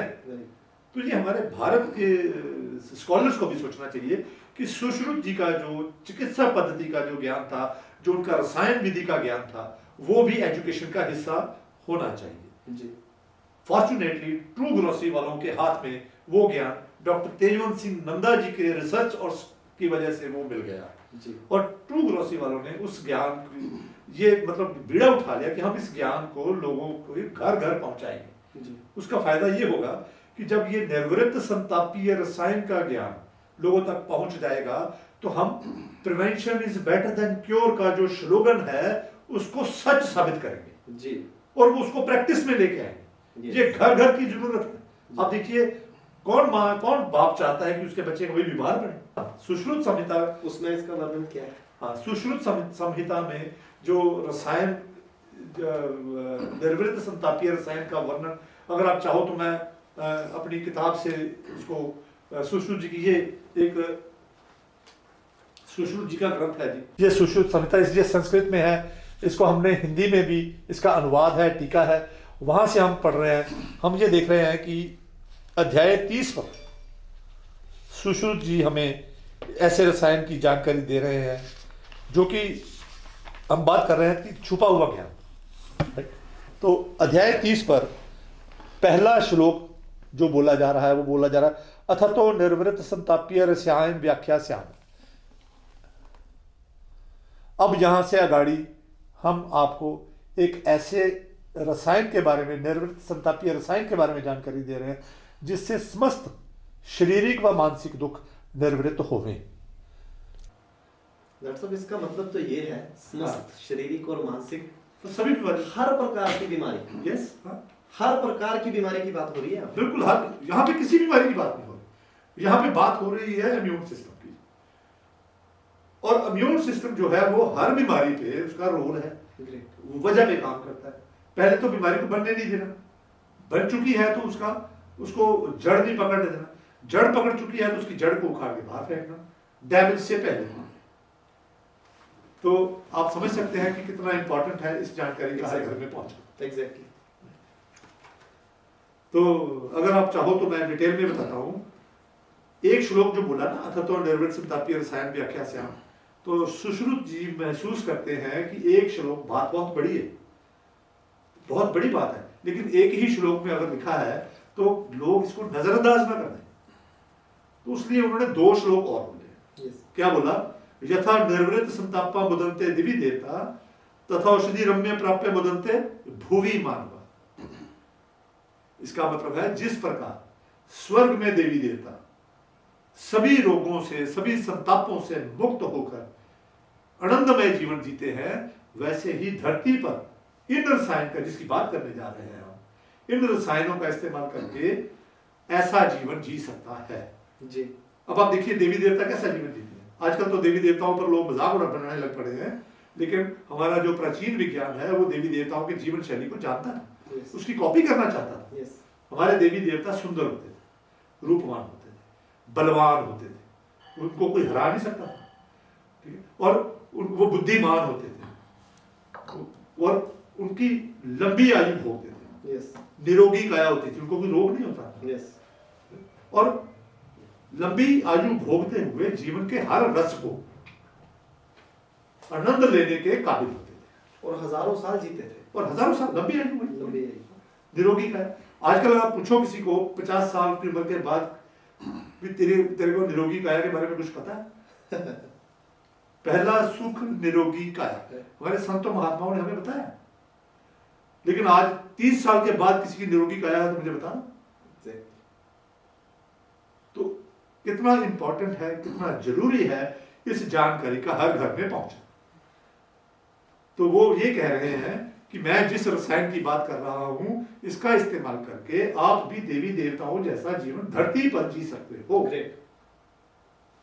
डॉक्टर साहब ऐसा पहली बार हो रहा है कि ये ज्ञान आज इंटरनेट के माध्यम से आपके द्वारा लोगों तक पहुंचेगा और मैं उम्मीद करूंगा इस ज्ञान से लोगों को बहुत ज्यादा फायदा होगा, उनके जीवन शैली में भी सुधार आएगा और उनकी सेहत स्वास्थ्य में भी सुधार आएगा। पक्का होगा। जो हमारे हिसाब से चलेगा, जो इस कॉन्सेप्ट को फॉलो करेगा, उसके अंदर स्वस्थ जीवन जीने की जो है वो कला सीख जाएगा। और ये सिर्फ कहने की बात नहीं है, हमने अपने जीवन में, डॉक्टर साहब ने अपने जीवन में ऐसा इस निर्वृत्त संतापीय रसायन को धारण किया है और ये हमारा 15 साल का एक्सपीरियंस है। और डॉक्टर साहब ने सिर्फ खुद ही नहीं, अपने सभी मरीजों को भी ऐसा जीवन दिया है। बहुत सारे प्रोडक्ट इम्यूनिटी के ऊपर बाजार में पड़े हैं, बहुत शोर है, ये प्रोडक्ट उन सबसे अलग कैसे है? हाँ, ये देखिए, यही टीजी तरह का रिसर्च का विषय है। यहीं पर ही हम कह रहे हैं कि हमने एक छुपा हुआ ज्ञान को उजागर कर रहे हैं। ठीक है, वो क्या ज्ञान था, निर्वृत्त संतापीय का ज्ञान था, वो डॉक्टर साहब बता चुके हैं। इसको अब मैं साधारण भाषा में, लोगों की भाषा में बताना चाहता हूँ। ये कोई ऑर्डिनरी प्रोडक्ट नहीं है। ये ट्रू नेक्टर जो है ना, जिसमें 6 मशरूम्स हैं, ये कोई ऑर्डिनरी प्रोडक्ट नहीं है। पर इस बात की समझ आपको तभी आएगी अगर आपको इम्यून सिस्टम का सिद्धांत पता हो। बिल्कुल सही। पर वो तो पढ़ाई का हिस्सा नहीं है। तो मैं थोड़ा सा इम्यून सिस्टम की जानकारी देना चाहता हूँ, वो भी साधारण भाषा में, साधारण लोगों को समझने के लिए। जैसे हमारे देश की 3 सेनाएं हैं, जल सेना है, थल सेना है, वायु सेना है, वैसे ही अब हमारे इम्यून सिस्टम, हमारे शरीर का अपना डॉक्टर है जो, उसकी 3 सेनाएं हैं। पहली सेना का काम होता है कुछ भी एबनॉर्मेलिटी जो बीमारी पैदा कर सकती है, वो शरीर में अगर दाखिल होती है तो उसकी पहचान करना। जैसे ही पहचान होगी उसने अलार्म रेज करना है। अलार्म को सुनकर दूसरी सेना एक्टिव होगी। उसका काम है जो भी एबनॉर्मेलिटी है उसको घेरा डाल देना और घेरा डालकर उसको डैमेज करने से रोकना, उसको फैलने से रोकना। और फिर उसी घेरे के अंदर इंटेलिजेंट सेल्स भी हैं बॉडी के अपने, इम्यूनिटी के ही कंपोनेंट हैं वो उस बीमारी का लेवल और टाइप डिसाइड करते हैं। और जैसे ही लेवल और टाइप डिसाइड हो गया उसका सिग्नल दिया जाता है तीसरी सेना को। तीसरी सेना उसी लेवल और टाइप के हिसाब से अपने हथियार और अपने कमांडो लेकर उस घेरे में एंटर करके उस बीमारी का केमिकल ब्रेकडाउन करके बॉडी से बाहर निकाल देते हैं। तो ये है इम्यून सिस्टम का सिद्धांत। अब ये जो तीनों सैनिक हैं हमारे, पहचानने वाले, घेरा डाल के आइडेंटिफाई करने वाले और प्रोसेस करके बॉडी से बाहर निकालने वाले, ये तीनों सेनाओं के जो सैनिक हैं, ये टिश्यू में भी काम करते हैं, ये ब्लड में भी काम करते हैं, पेट्रोलिंग कर रहे हैं पूरे शरीर में, और ये बोन मैरो से भी ऑपरेट होते हैं। बोन मैरो में इनका हेडक्वार्टर होता है। अब हमें कोई एक प्रोडक्ट ऐसा चाहिए था जो हमारे ये तीनों सेनाओं के, तीनों सैनिकों के तीनों काम कर सके।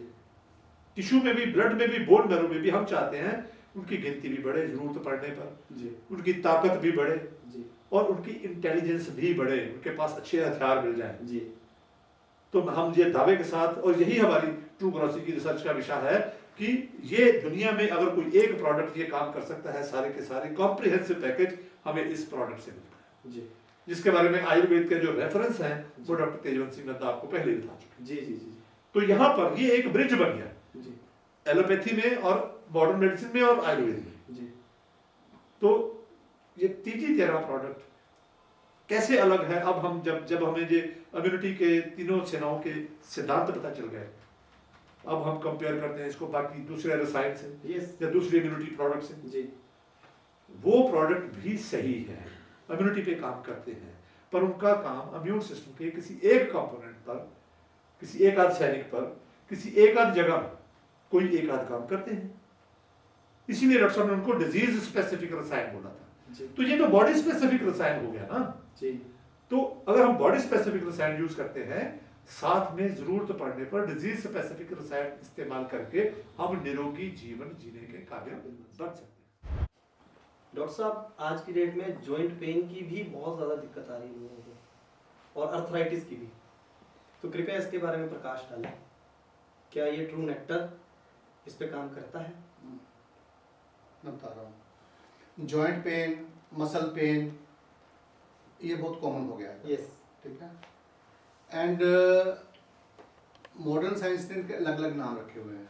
जैसे इसको बोलते हैं, जॉइंट पेन को बोल देते हैं रूमेटॉइड आर्थराइटिस, मसल पेन को बोल देते हैं फाइब्रोमाइल्जिया, हम कई लोग गठिया बोल देते हैं, जोड़ों में गांठ बंदगी या मसल में गांठ बन। एक्चुअली होता क्या है, फिर हमारी वही थ्योरी, टॉक्सिन थ्योरी, ठीक है। हमारे आयुर्वेद में इन बीमारियों को आम रस से रिलेटेड किया गया जी। है।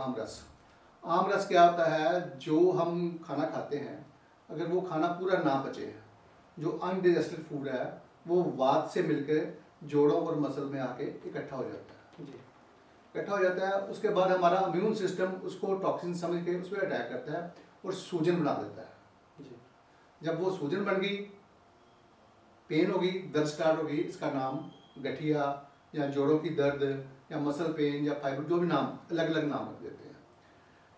तो जो पहले आज से 40-50 साल पहले जो गठिया बनता था, आमरस बनता था, उसको हमारा आयुर्वेद ठीक कर लेता था, चलो, क्योंकि वो सिंपल आमरस था। लेकिन जो आजकल आमरस बन रहा है, अनडाइजेस्टेड फूड के साथ, जो साथ में केमिकल बॉडी में कम्युलेट हो रहे हैं, वो हमारे कच्चे रस के साथ जब मिलकर जोड़ों में बैठते हैं, तो उनको हमारा इम्यून सिस्टम आइडेंटिफाई नहीं करता, पहचानता नहीं है, सिर्फ अटैक करता रहता है, उस पर कॉन्टीन्यूस अटैक करता रहता है। कॉन्टीन्यूस अटैक करने से कॉन्टीन्यूस सूजन बनी रहती है, वहाँ से वो बॉडी डिटॉक्स नहीं कर पाती। जी तो जो हमारा मॉडर्न सिस्टम है एलोपैथी का, वो आपको बताया सिम्टोमेटिक ट्रीटमेंट, जो इम्यून सिस्टम को पता है, इम्यून सिस्टम उस पर अटैक कर रहा है, इम्यूनिटी के सेल उसको खत्म करने के लिए अटैक कर रहे हैं, अटैक करते रहेंगे, सूजन बनी रहेगी। जी तो वो सूजन कम करने के लिए, पेन कम करने के लिए, इम्यून सिस्टम को सुप्रेस करने वाली दवाई, जी वो दवाइयाँ जैसे स्टीरॉयड है, मिथोट्रेक्सेट और कोई मेडिसिन ऐसे हैं, जी वो उनको ठीक करने के लिए देते हैं। जी उससे पेशेंट को टेम्परेरी आराम, क्योंकि इम्यूनिटी ने अटैक करना बंद किया, जी तो पेशेंट को टेम्परेरी आराम मिलता है। हाँ, वो कहते हैं कि वो पेन किलर इसके लिए देते रहते हाँ, हैं। पेन किलर दे देते हैं, स्टीरॉयड देते हैं, ठीक है। जी जो 3-4 तरह की मेडिसिन है, वो सारी दुनिया यही खा रही है आजकल, एंड बहुत सारी दुनिया है auto this is kind of autoimmune disorder. जी ऑटोमिन डिसऑर्डर, अगर जोड़ और मसल में ये टॉक्सिन की बात कर रहा हूँ, इधर बैठ गया तो ये गठिया और बन गया। जी अगर वही टॉक्सिन बॉडी के दूसरे एरिया में, किसी के नर्व में, किसी के लीवर में, किसी के हार्ट में, किसी के ब्रेन में, ठीक है, एनीवेयर, अगर वो टॉक्सिन वहाँ बैठते हैं तो वहाँ भी इम्यून सिस्टम अटैक करता है। जी इम्यून सिस्टम अटैक करता है, वहाँ पर इन्फ्लेमेशन बनती है, सूजन बनती है। जी तो मॉडर्न साइंस सूजन को बीमारी समझती है, ठीक है। तो बॉडी के 80 प्रकार के डिफरेंट सेल्स हैं जहाँ पर ये टॉक्सिन इकट्ठे होते हैं, एंड उन टॉक्सिन कहाँ पर बैठे हैं, उस एरिया के अकॉर्डिंगली बीमारी का नाम रख दिया गया। किडनी फेलियर के क्या कारण है और उनको कैसे राहत मिल सकती है नेक्टर फूटा के जरिए? ओके, किडनी फेलियर के देयर आर मल्टीपल कॉज। जो आजकल कॉमन कॉज चल रहा है इसका, किडनी फेलियर का, वो डायबिटिक नेफ्रोपैथी चल रही है। शुगर की वजह से लोगों की किडनी खराब हो रही है। लेकिन विडम्बना ये है, इसकी जो डैमेज होता है किडनी का, बहुत ग्रेजुअली होता है, एकदम नहीं होता। इसको टेक से काफ़ी लंबा समय लगता है, 4-5 साल लगते हैं। होता क्या है, जो हम मेडिसिन लेते हैं एलोपैथी की, ठीक है, ये उसकी कॉम्प्लिकेशन है। हम उसको नेम देते हैं डायबिटीज कॉम्प्लिकेशन, बट कॉम्प्लिकेशन आती है because of working of allopathic medicine. Allopathy medicine क्या करती हैं, शुगर को बाइंड करके बॉडी के डिफरेंट सेल में डिपोजिट करती हैं, जिसकी वजह से कॉम्प्लिकेशन आती है। तो अगर आपकी किडनी का एरिया इन्वॉल्व हो गया तो किडनी में कॉम्प्लिकेशन आ गई, आपके हाथों पैरों में हो गया, आपको न्यूरोपैथी बन गई, ठीक है, ब्रेन में हो गया, ब्रेन की इंसेफेलोपैथी बन गई। तो अलग अलग सिम्टम बनते रहते हैं शुगर की कॉम्प्लिकेशन से जी। तो जो शुगर की कॉम्प्लिकेशन की वजह से हो रहा है, अगर तो किसी किडनी अभी उसको किडनी डैमेज नहीं हुई तो उसको स्टार्ट कर दो नेक्टर, उसका वो कॉम्प्लिकेशन है डायबिटीज की कंप्लीट प्रिवेंट हो जाएगी जी, ठीक है। अगर किसी को अर्ली स्टेज होगी, अर्ली स्टेज मीन्स अभी उसको उसका क्रिएटिनिन बढ़ना शुरू हुआ है, 2 हुआ है, 3 हुआ है, ठीक है, उसको भी स्टार्ट करो तो फर्दर डैमेज उसका रुक जाएगा, लॉन्ग टर्म रुका रहेगा, तो उसके किडनी का खराब होने की संभावना खत्म हो जाएगी जी। लेकिन अगर पेशेंट की टोटल किडनी डैमेज हो गई है, वो डायलिसिस पे आ चुका है, ठीक है, या एज बढ़ी हुई है, तो उस केस में किडनी फेलियर में जो डायलिसिस है वो तो बंद नहीं होगी लेटर स्टेज में जी, ठीक है, लेकिन उसकी वजह से किडनी फेलियर की वजह से एंड बॉडी में और बहुत सारी कॉम्प्लिकेशन होती हैं, ठीक है जी। तो नेक्टर लेने से वो कॉम्प्लिकेशन से बचा जा सकता है। आपके और लीवर हार्ट भी साथ, ठीक है, डायलिसिस कम भी हो सकती है, ये हमने देखा है इसके साथ, ठीक है, तो ये इससे बेनिफिट मिल सकते हैं। लेकिन अगर किसी को एक्यूट इंजरी है जी, किडनी, किसी को गलत मेडिसिन ले ली है, कुछ खा लिया, ठीक है, उसकी वजह से एकदम किडनी खराब हुई है, जल्दी बनी हुई, ठीक है जी, तो उसमें सपोज हमने कई पेशेंट ऐसे ठीक किए हैं, उसको एक बोतल हमने एक दिन में पिला दी उसको, ठीक है, उसकी किडनी क्लीन हो गई। जो काम डायलिसिस करती है, क्लीन करती है, नेक्टर क्लीन कर देता है बिल्कुल, ठीक है, ये उसको बेनिफिट मिल सकता है जी। तो that way what's kidney failure से बचा जा सकता है जी, ठीक है, लेकिन एडवांस स्टेज हो तो उसमें और ऊपर वाले बेनिफिट मिल सकते हैं। डॉक्टर साहब, माइग्रेन एक आम बीमारी बनती चली जा रही है और हम लोग देख रहे हैं और एलोपैथी में सुनते आ रहे हैं कि माइग्रेन को असाध्य रोग बताया जाता है, ठीक नहीं होता। पर मैंने YouTube पे एक टेस्टिमोनियल देखा है, वो बताते हैं कि ट्रू नेक्टर यूज करने के बाद उनकी माइग्रेन भी ठीक हुई। तो डॉक्टर साहब, ट्रू नेक्टर से माइग्रेन ठीक की जा सकती है?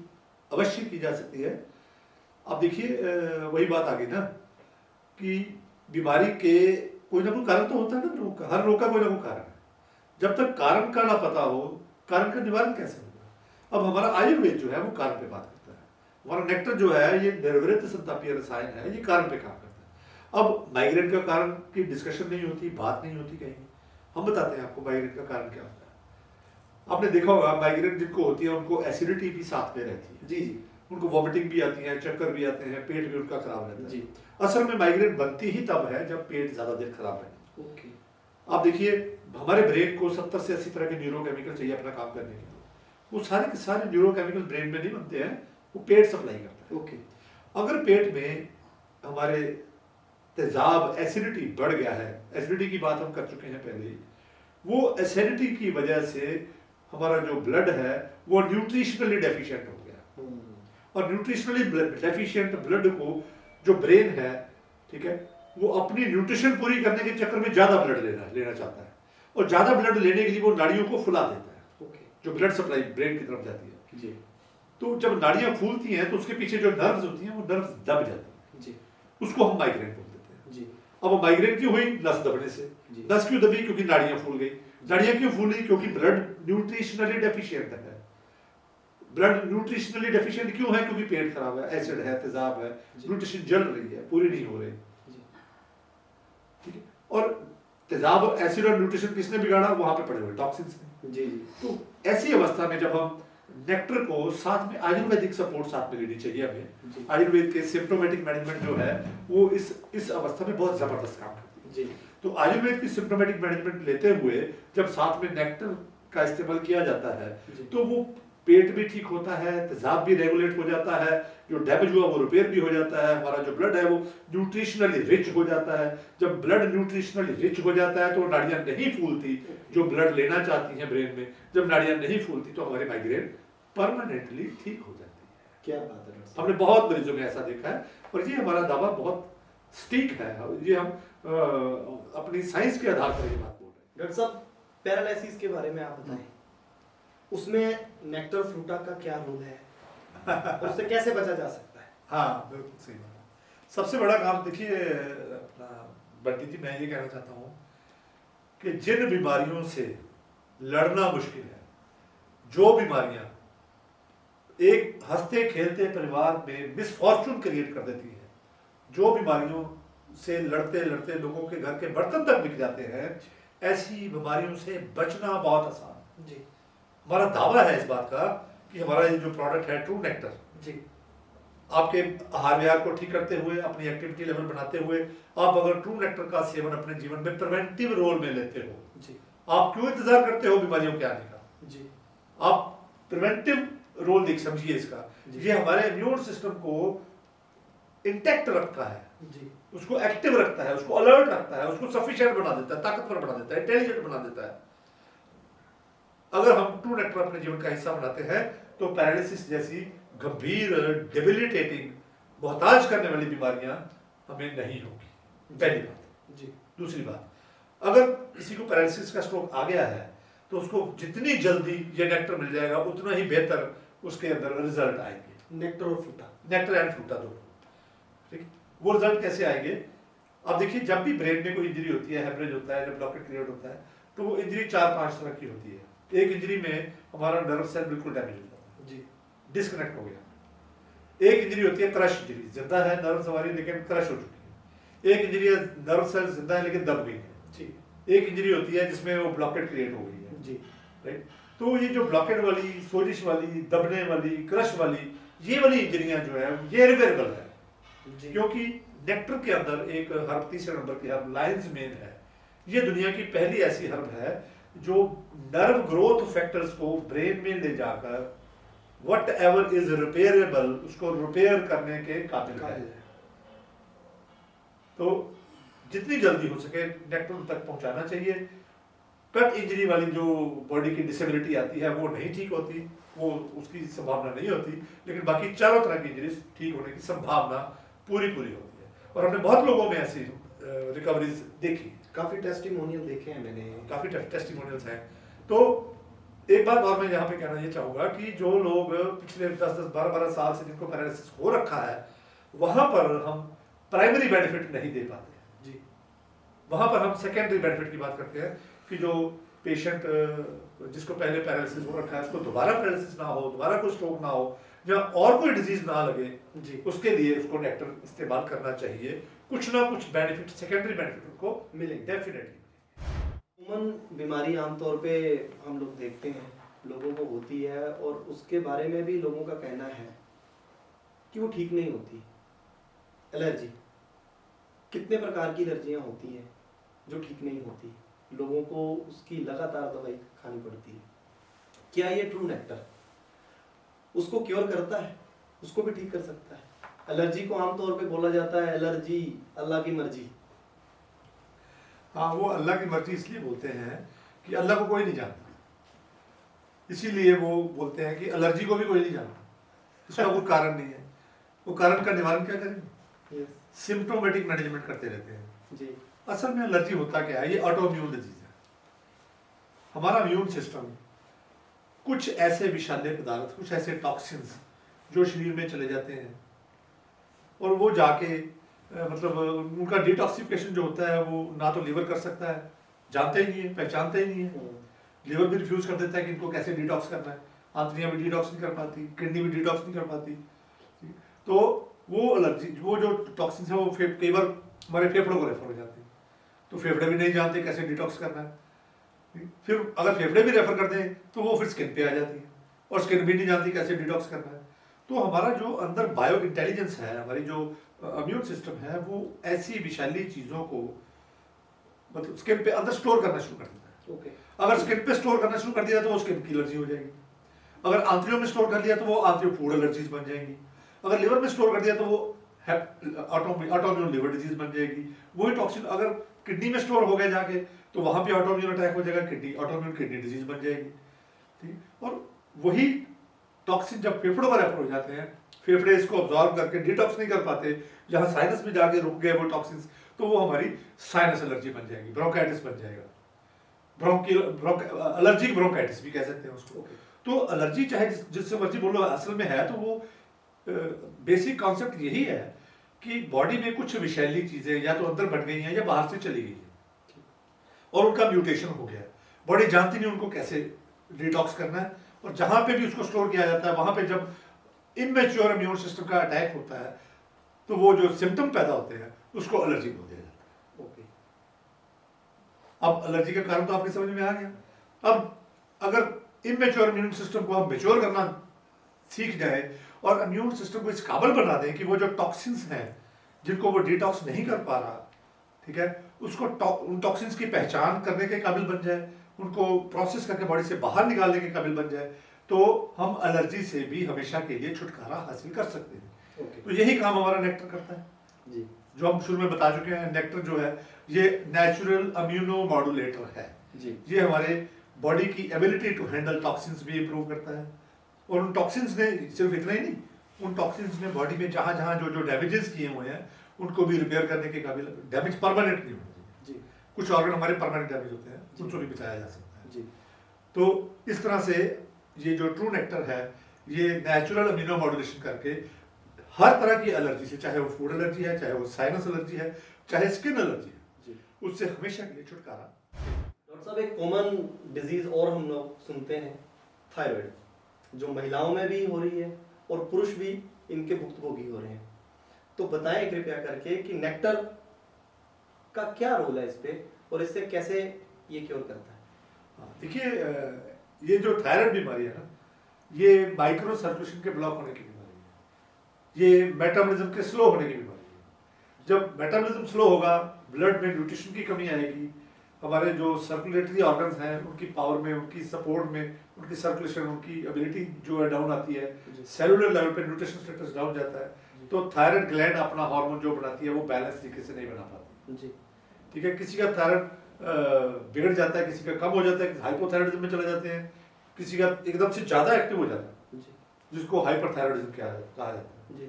तो हमारा ये जो नेक्टर है वो दोनों ही कंडीशन में बढ़े हुए थायराइड के फंक्शन को भी नॉर्मलाइज करता है और कम हो चुके थायराइड के फंक्शन को भी नॉर्मलाइज करता है। लेकिन ये सारा काम हमें डैमेज से पहले करेगा जी। क्योंकि अगर परमानेंट डैमेज हो जाए फिर हम उसको रिवाइव करने में बहुत डिफिकल्टी होती है। तो ये मेटाबॉलिज्म की डिजीज है। तो आप तो जानते ही हो कि नेक्टर जो है साथ में आयुर्वेदिक सपोर्ट के साथ एक वंडरफुल डाइजेशन सिस्टम का एक टॉनिक है। हमारी देखिए हमारी 70% इम्यूनिटी जो है वो हमारे गट से ऑपरेट होती है, लिवर से ऑपरेट होती है।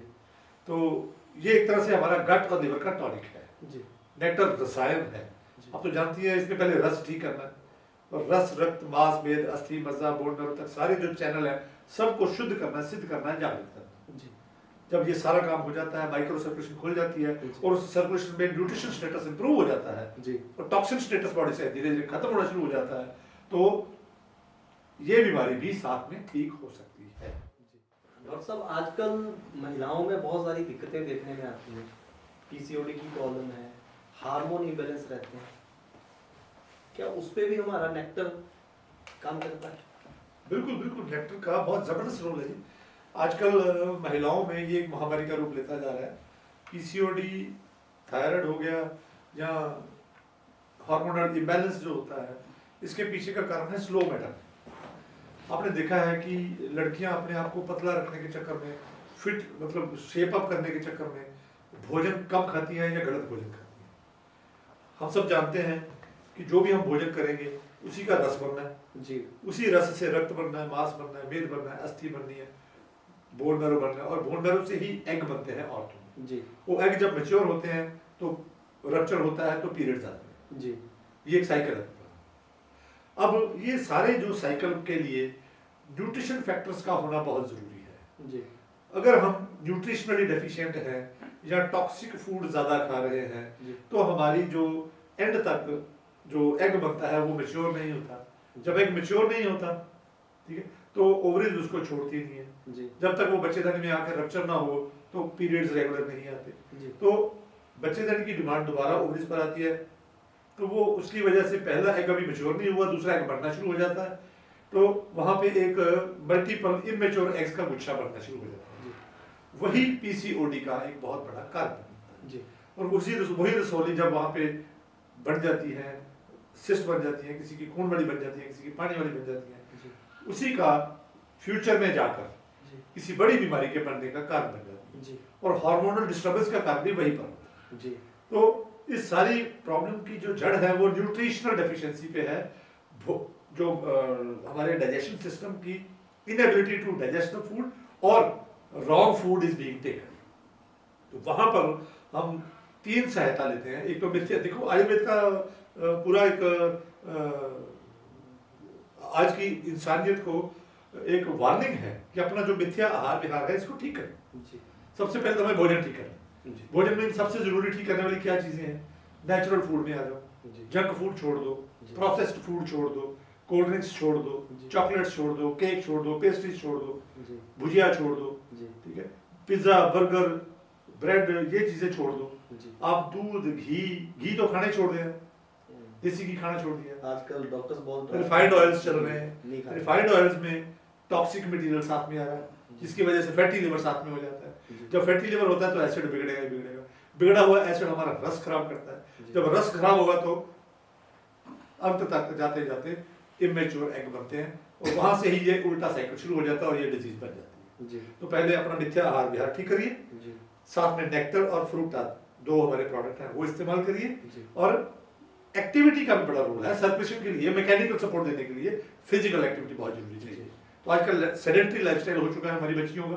तो मेरी आप सबसे, आपके जरिए मैं सब बच्चियों को ये कहना चाहता हूँ कि आप अपना सेडेंटरी लाइफस्टाइल भी ठीक करिए, जी साथ में नेक्टर का इस्तेमाल करिए जी और आयुर्वेद की सपोर्ट लेके ऐसी बीमारियों से परमानेंट बाहर आइए। जी मॉडर्न मेडिसिन इसका सिम्टोमेटिक मैनेजमेंट करते रहते हैं, जिससे हमारी ये प्रॉब्लम कॉम्प्लेक्स होती जाती है, ठीक नहीं होती। जी तो दोबारा कहूंगा, नेक्टर से आयुर्वेद की सपोर्ट लेके अपना आहार विहार ठीक करके और अपनी फिजिकल एक्टिविटी लेकर के ये वाली बीमारियां परमानेंट ठीक की जा सकती हैं। जी डॉक्टर साहब, महिलाओं में बच्चेदानी में रसोलियां होती हैं, लिकोरिए की प्रॉब्लम्स होती हैं, इनके क्या कारण है और उसमें ट्रू नेक्टर का क्या रोल है?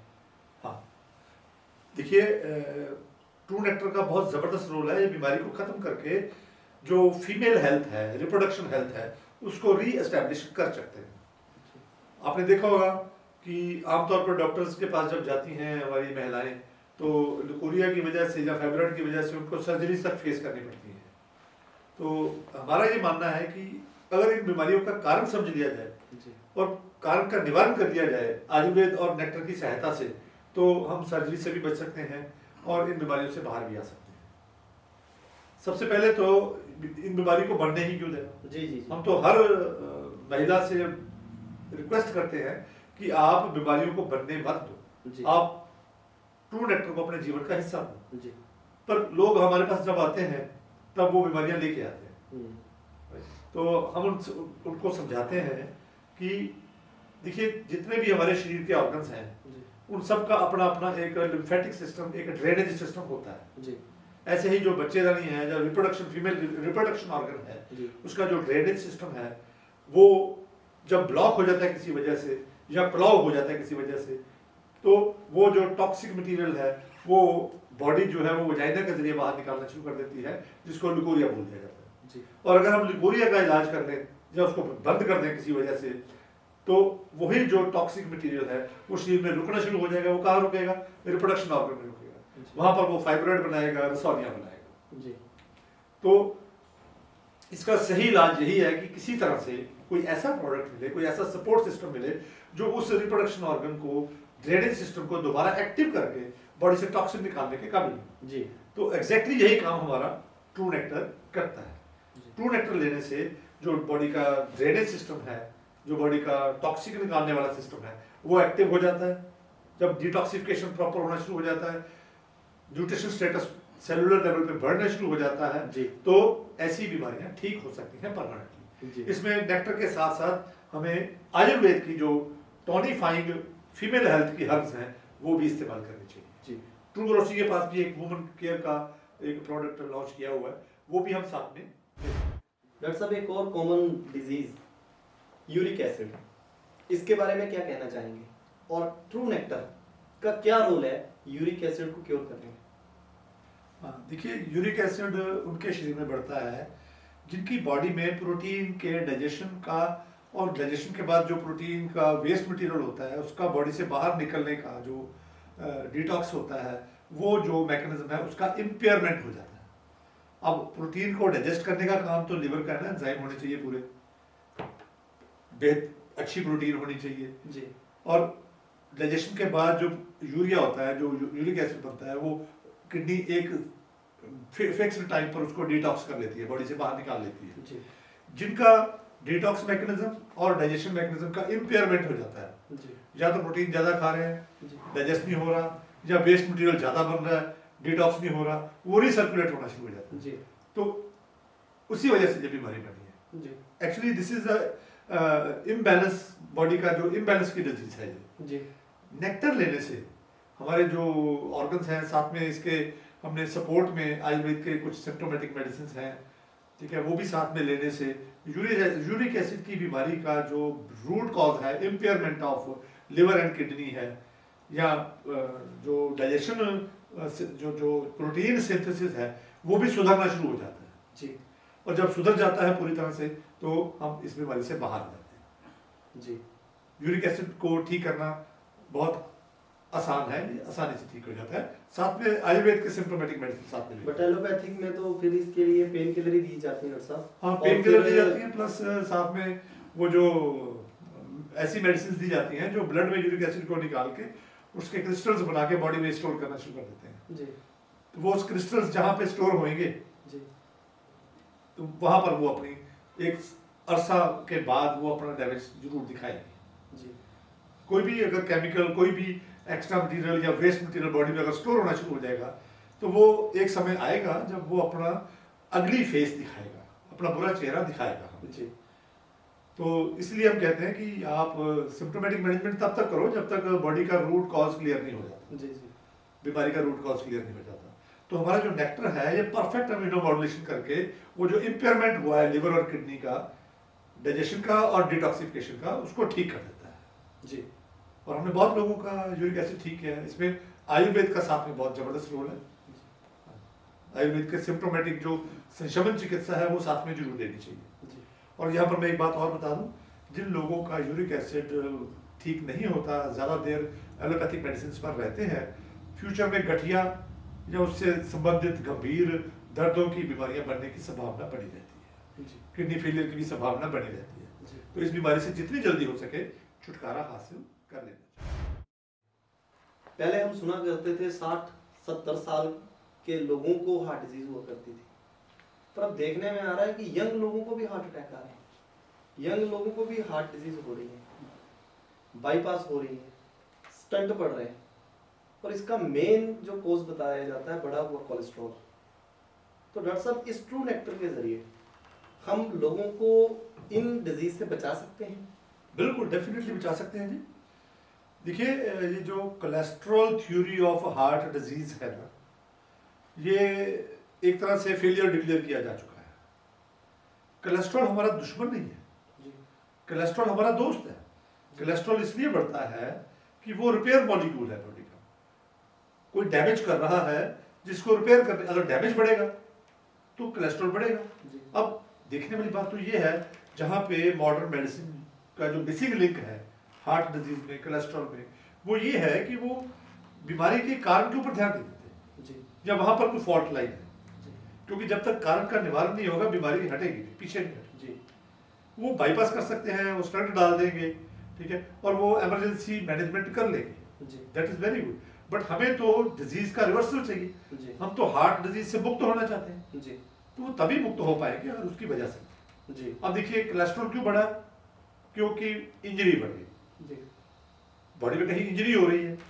इंटरनल जो हमारी पाइप होती है, जो हार्ट को जाने वाली 3 नाड़ियां हैं, तीनों नाड़ियों को अगर एसिडिक ब्लड विद एसिडिक कचरा जा रहा है, जो पेट से आ रहा है, क्योंकि हमारा पहले पेट का एनवायरनमेंट बिगड़ता है, वहां से एसिडिक कचरा और एसिड अगर लगातार हार्ट की तीनों जो मेन आर्टरीज होती हैं वहां पे अगर जाएगा, तो वो रेगमार की तरह अंदर से उनको छलनी कर देगा। जब वो अंदर से छलनी होती है, डैमेज होता है, इंजरी होती है, तो बॉडी कोलेस्ट्रॉल बढ़ाएगी ही बढ़ाएगी। आप चाहे देसी घी बंद कर दो, आप चाहे कोलेस्ट्रॉल फ्री फूड खा लो, हमारा लिवर इतना इंटेलिजेंट है कि उसने किसी भी फूड से कोलेस्ट्रॉल बना लेना।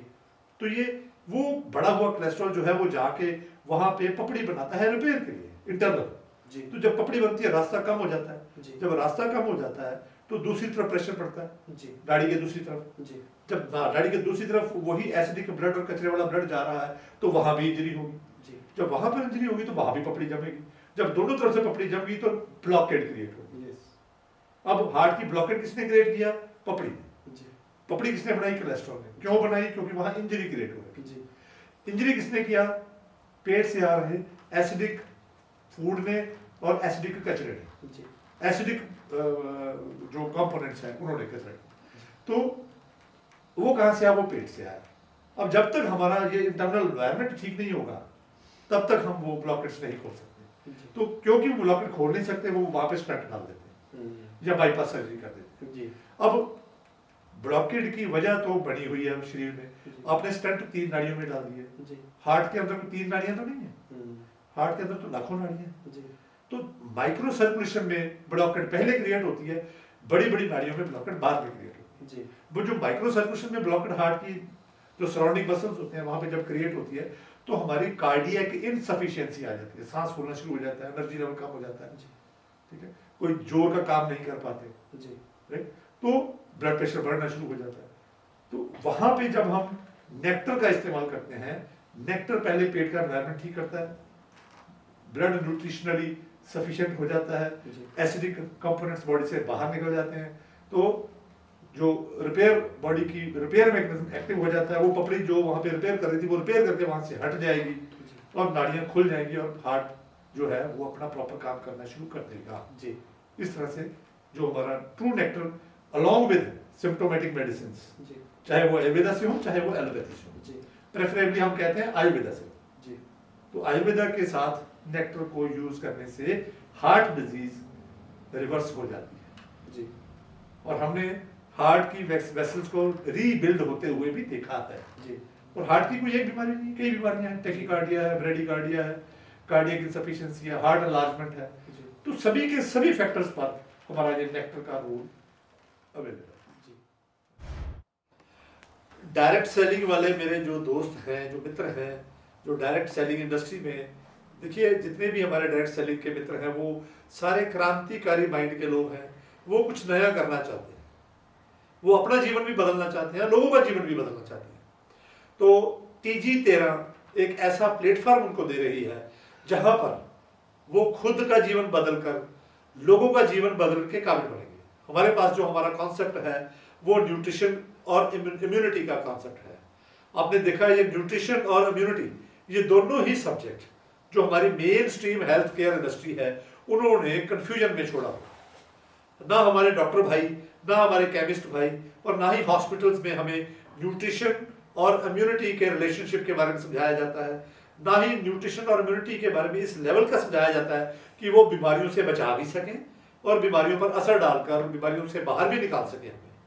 तो TG13 एक ऐसा प्लेटफॉर्म दे रहा है जहां पे ऐसे प्रोडक्ट दिए जा रहे हैं आपको ट्रू नेक्टर और ट्रू फ्रूटा के रूप में जो न्यूट्रिशन और इम्यूनोलॉजी के टॉप के कॉन्सेप्ट हैं।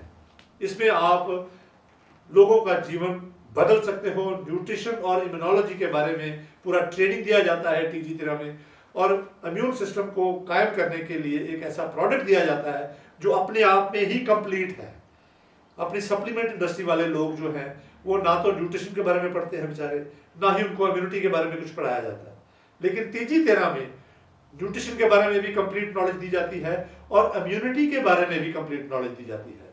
इसका ट्रेनिंग किया जाता है, और सिर्फ ट्रेनिंग ही नहीं, उस इम्यूनिटी को और न्यूट्रिशन के सब्जेक्ट को फीड करने वाले बहुत ही शानदार प्रोडक्ट भी दिए जा रहे हैं। तो आप लोगों से मेरी हाथ जोड़कर निवेदन है कि आप TG13 प्लेटफॉर्म को ज्वाइन करिए ताकि हम लोग घर घर न्यूट्रिशन और इम्यूनिटी के जरिए prevention is better than cure का जो हमारा सपना है उसको साकार कर सके और उसको सच कर सके। धन्यवाद, थैंक यू।